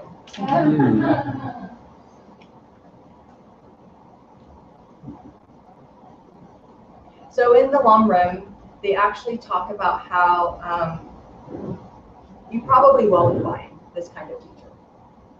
Actually, it's almost like this is the idealist, and that you will have to, I use the word settle because that's the word that I heard, but you just kind of look at what you have and you take what you have.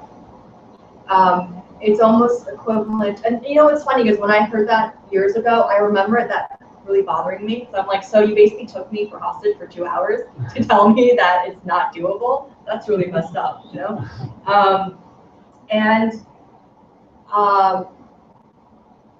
And the way that you can think about it is, if you think about like what your ideal partner would look like, right? You can have a list of what your ideal partner, your girlfriend, your boyfriend, your husband, your wife, whatever that is, look like. And I think it's fair to say for the most part, it's almost impossible for that to be achieved, right? Unless you create the causes for that to happen. So when you look at this list of 10 qualities, these are the ideal things that you want from your teacher, but they're also things that will evolve as you progress in your practice as well.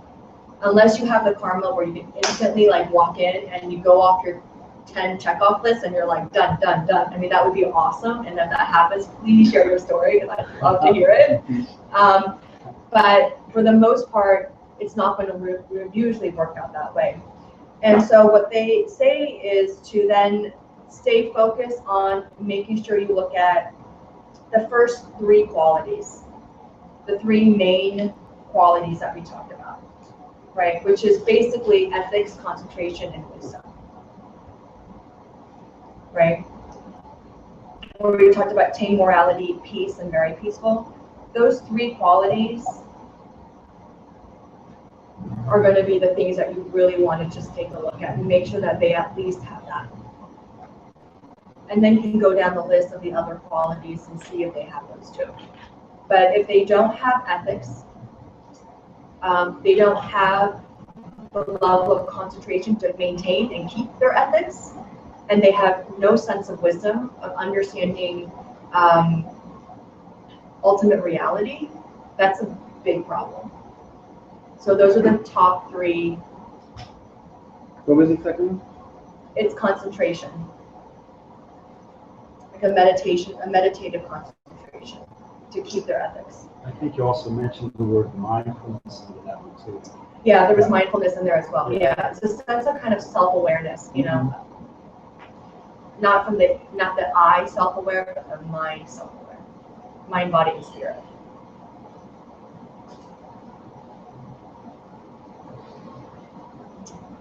Because ultimately, you know, you do manifest the teacher that you create, and that's your karma. So, and that's something we'll talk more about as well. And you know, this list of 10 qualities, it's something that it's funny because being a student is one thing, but now being a teacher, I'm going through it and being like, oh my god, this is a hard list, you know? Like, I can go through all the pros and cons of what I have and don't have, and my don't side feels greater. And I was just thinking about this, like as a teacher, you know, what it means on this side of the fence. And I will be the first one to say that I have plenty of flaws. There's no doubt in that. And you know, and I'm also aware that my flaws can absolutely affect and will affect you as students and in this room, what it does. But I also will say that I've had the great fortune to study under some really, I feel, very extraordinary teachers. And one thing that I have looked at constantly is looking at the content of what we're learning. And the main point of really the 10 qualities is to make sure that you're really, it's not just to assess the teachers, but making sure the content of which you're being taught is actually true, okay? That's really the big thing too, just keep that in mind, please. because the worst thing that the worst situation you would get into is that you take teachings from someone who isn't giving you authentic teachings, and it's screwing up your mind in the way in which you actually view the world. And to unwind that, it's so much work. So I think the 10 qualities that are given is really to protect that real estate of your spiritual mind.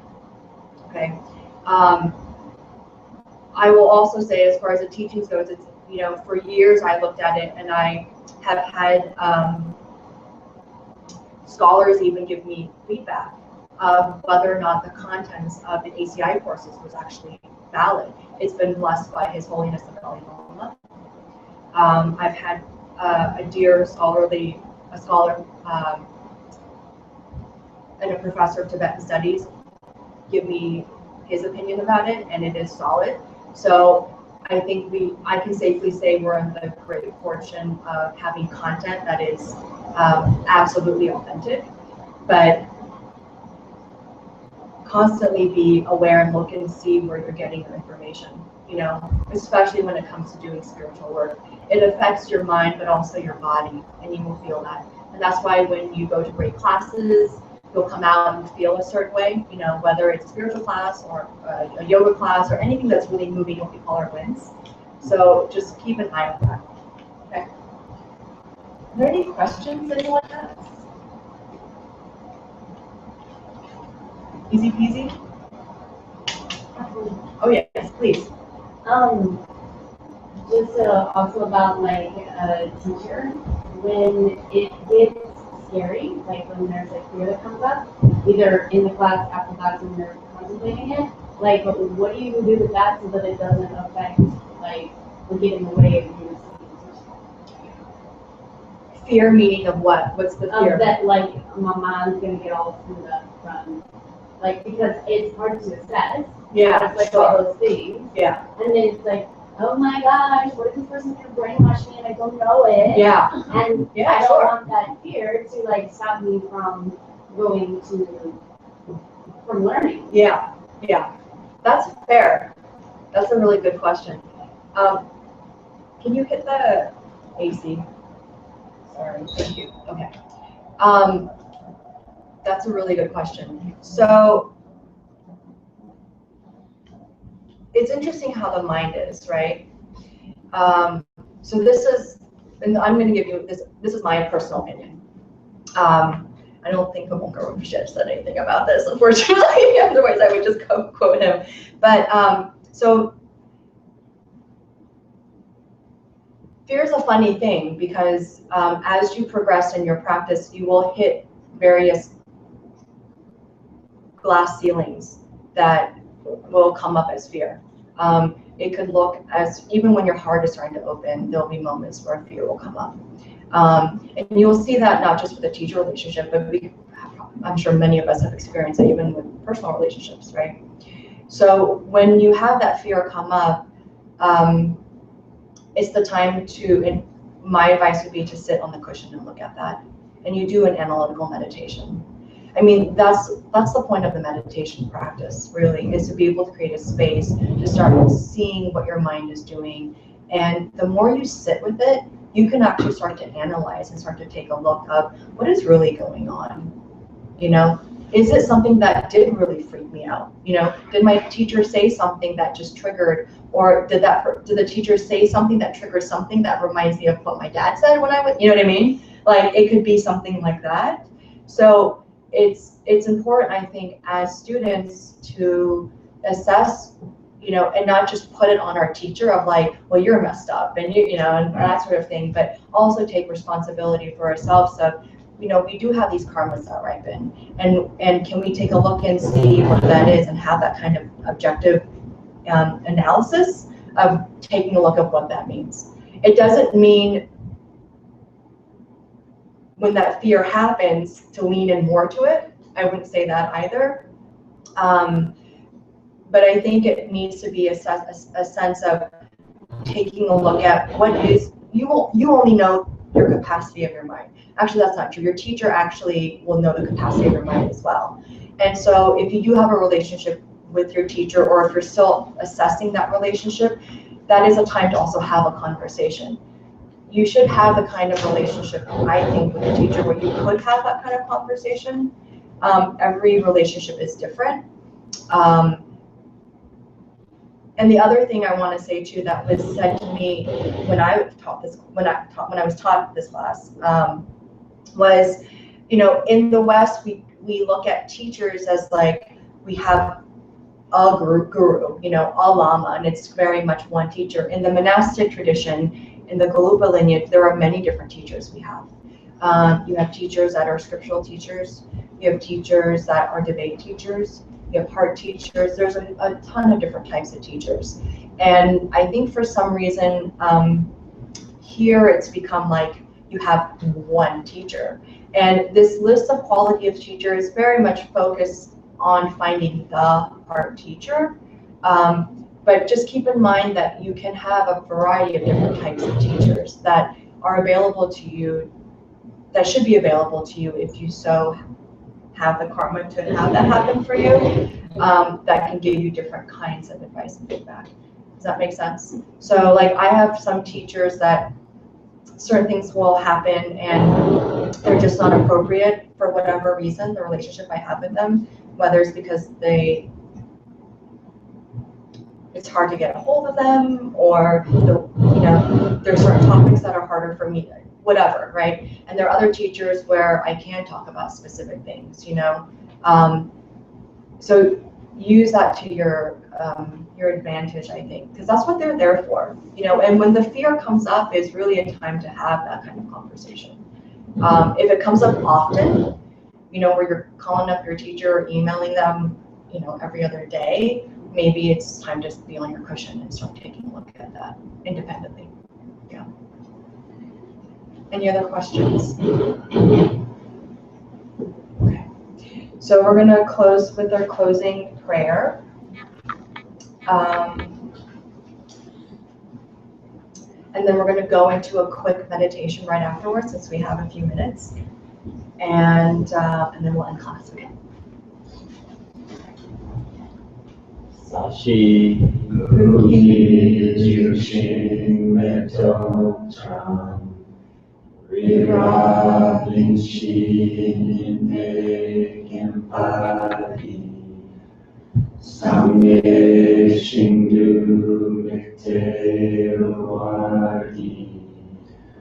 Wadi Nanda Shima Tripasho Yang Guruvananda Kirtayami Ewati Kevokum Sinam Yeshe Sosokshin Sinam Yeshe Benjumbe Dhammakuni Topasho.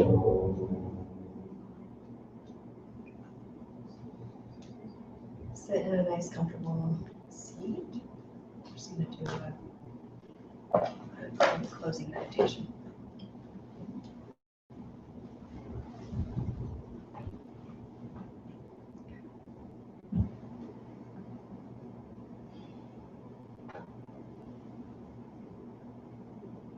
Bring your focus to your nose. Start to relax your shoulders.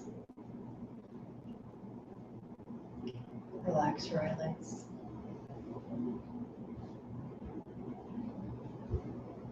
Relax your forehead. Relax your mouth, the corners of your mouth. And take a few breaths and observe the air moving in and out of your nose.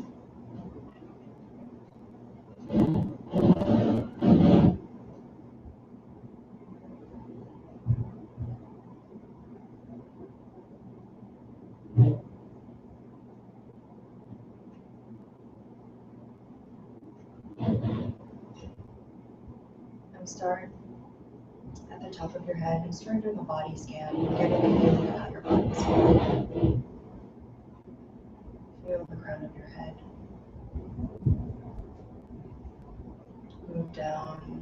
fingers to the base of your neck.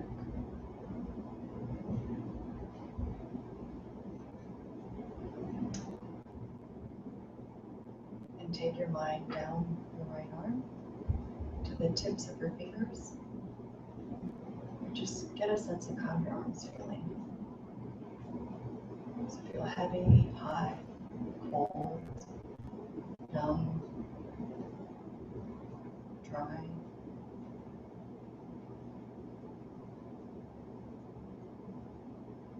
Feel the spaces in between each finger. How it feels under the nails.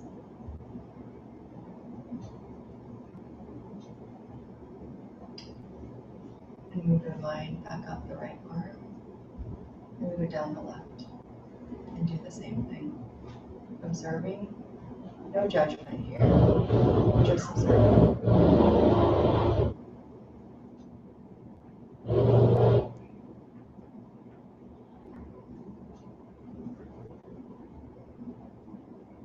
Take your mind back up to the left arm. Start moving it down the back of your body. Start to observe how your back is feeling, your chest, down to your tummy, your lower back. Get a sense of how your bodies, your organs are feeling. Move down to the hips. And take your mind down the right leg to the tiptoes.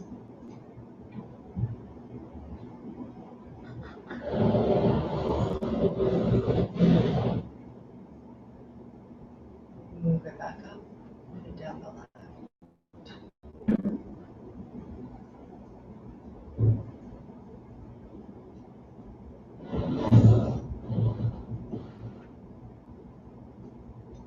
Move it back up the left leg and bring your mind to the tip of your nose. Just take a couple of breaths here.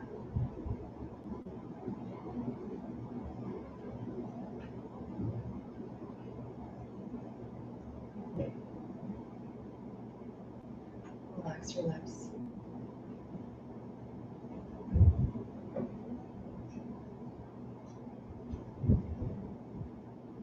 And start watching the contents of your mind. And see a thought rise. And watch it pass. It's like laying down and watching the clouds pass over you.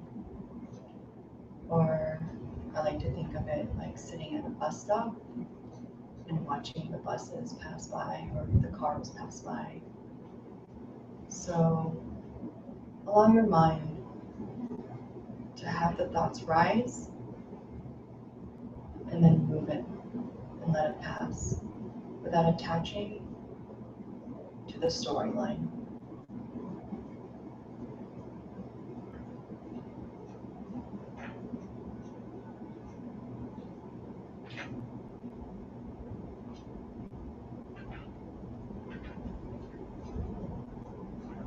They can be thoughts, they can be feelings, they can be the noise upstairs.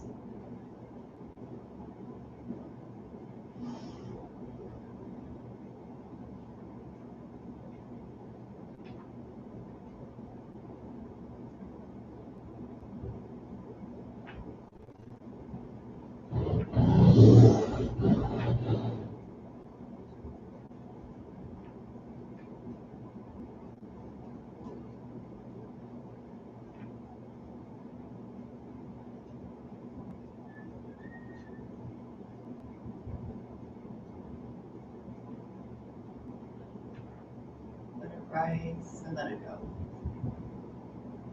Let the thought rise and let it go.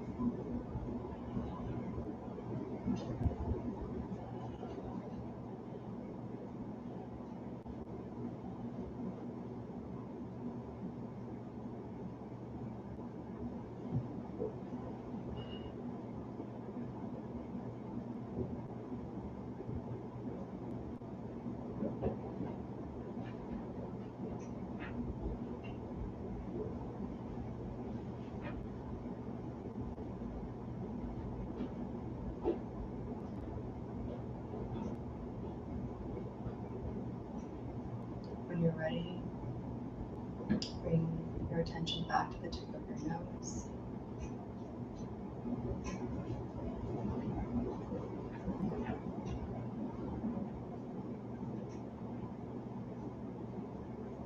Pat yourself on the back for spending 2 hours in class today. You could have been outside enjoying happy hour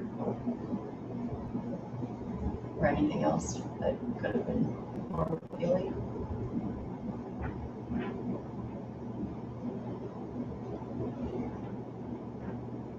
And dedicate this class to someone that you love.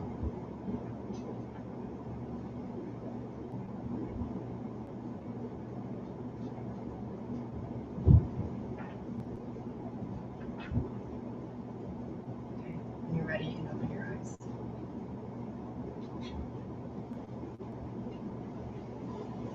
Thank you. Please come. Please continue teaching. Thank you. Thank you. Thanks, Chief. Yes, thank you. So that was a shamatha meditation, except the end, the rejoice and dedication, that was a little add-on. But that, we'll maybe do it next week as well. It's something that you can practice at home. If you want some more instructions about it, I can give it to you. That was kind of the beginning parts. It goes a little deeper. But it is, I have to say, it's such a simple meditation, but if you do it every day, it's almost like, I think of it as like a mental diuretic. Like, that's what it feels like for me, because I sometimes, when I don't do it for a few days, I do feel emotionally and mentally constipated.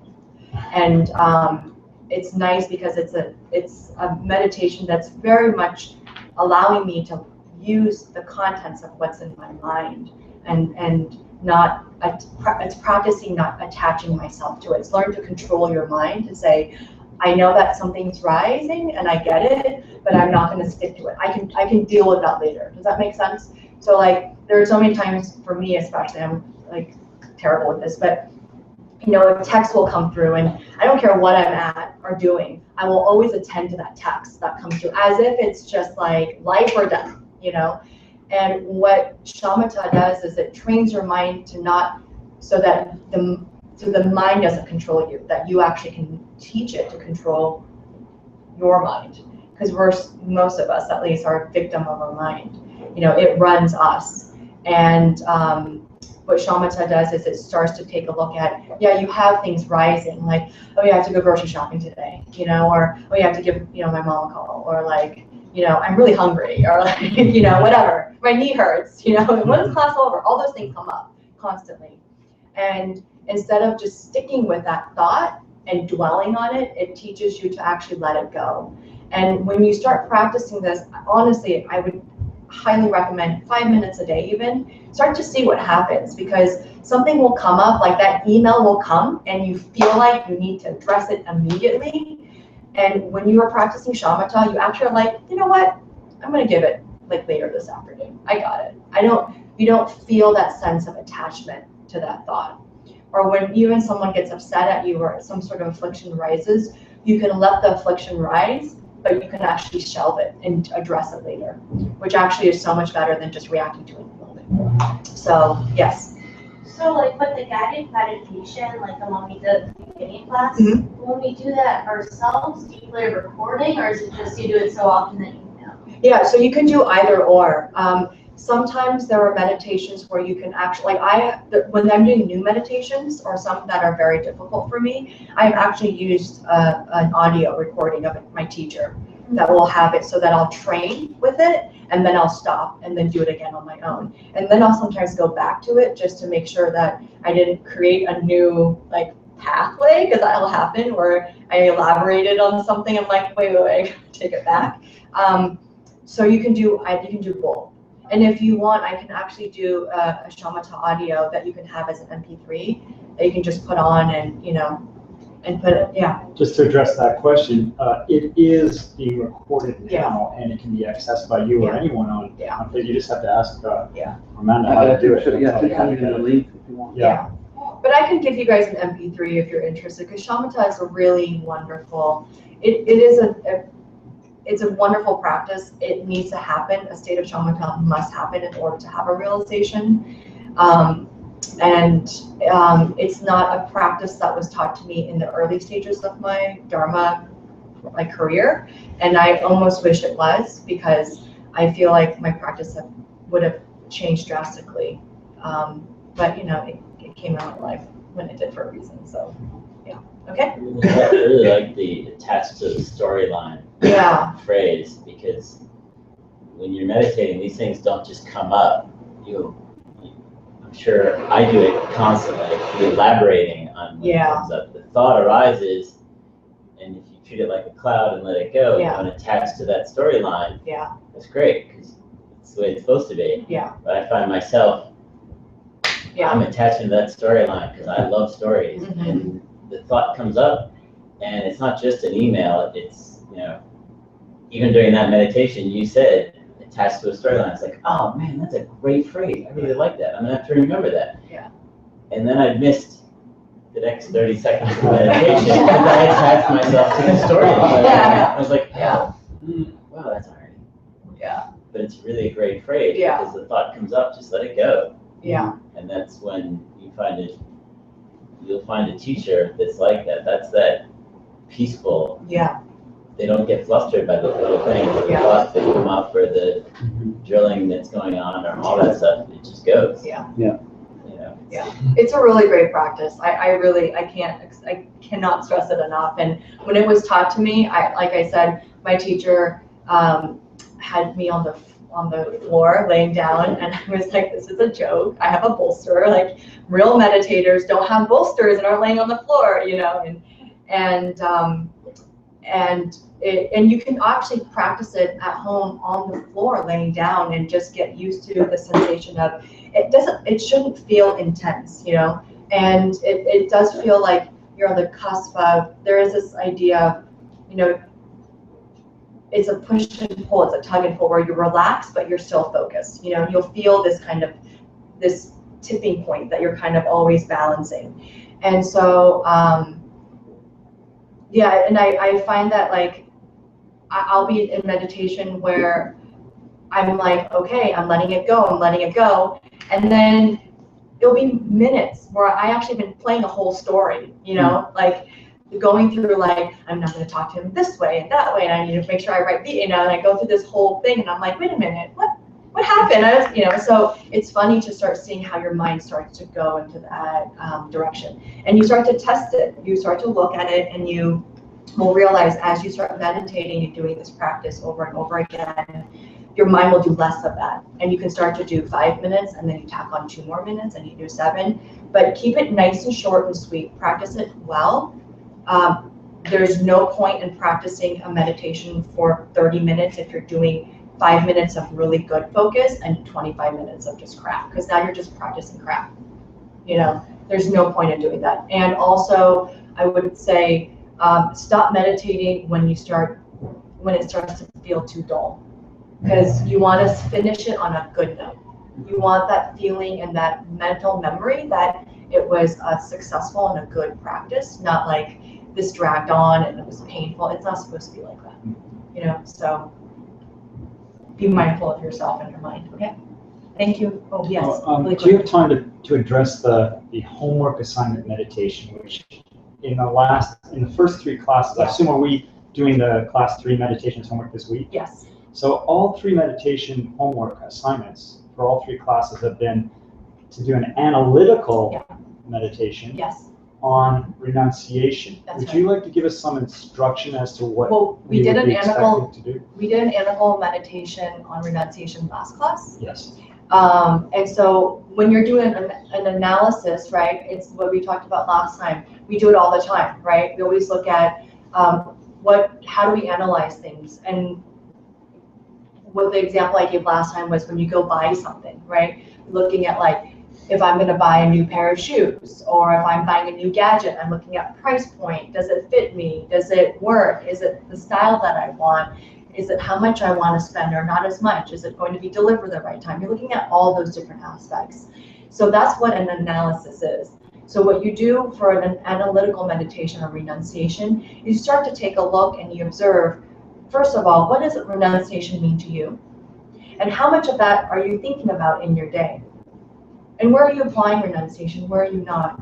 How could you relook at it, you know? So you're doing really like a 360 of how is renunciation being applied to your daily life. Does that make sense? And how it works and you start to notice areas where you get stuck, you know, where it's like, I don't get it, or you'll hit dead ends. If you really want to be super diligent, you keep a meditation journal where you can write down how much you meditate every day, things that come up, things that you have questions about. That's a great way to practice. I mean, I do that and I have questions that come up and I will ask my teacher, you know, questions where I'm like, this has been coming up constantly and I can't get past a certain point, or I'm getting really drowsy, what do I do about that? Or, you know, or observations, like I have this really weird thing where when I get antsy about certain things, I have to pee. And so I'll be meditating and I'll feel like I have to pee my pants, you know, and I have these things in my meditation where you'll see notes of like certain topics will trigger certain things, and I start to see behavioral patterns of my mind of when I start to get antsy and what I don't like to think about, you know. So those are also things that, I mean, I don't know, maybe that was like TMI, but that's how, you know, but those are things that you can do, yeah. But also, if you feel like the analytical meditations or renunciation is feeling too heavy or it's too difficult for you at the moment, do shamatha and just practice watching things rise and passing it along. And it's just a great way to kind of move how you don't need to have your mind control you. And it's really great in particular when you have a lot of afflictions that are coming up, you know, bad days, you've gotten in a fight with your partner, or, you know, you had a bad conversation with so-and-so, you almost got run over by a bike, you know, whatever, you know, that sort of thing, okay? All right, thank you all. Have a good night, get home safe.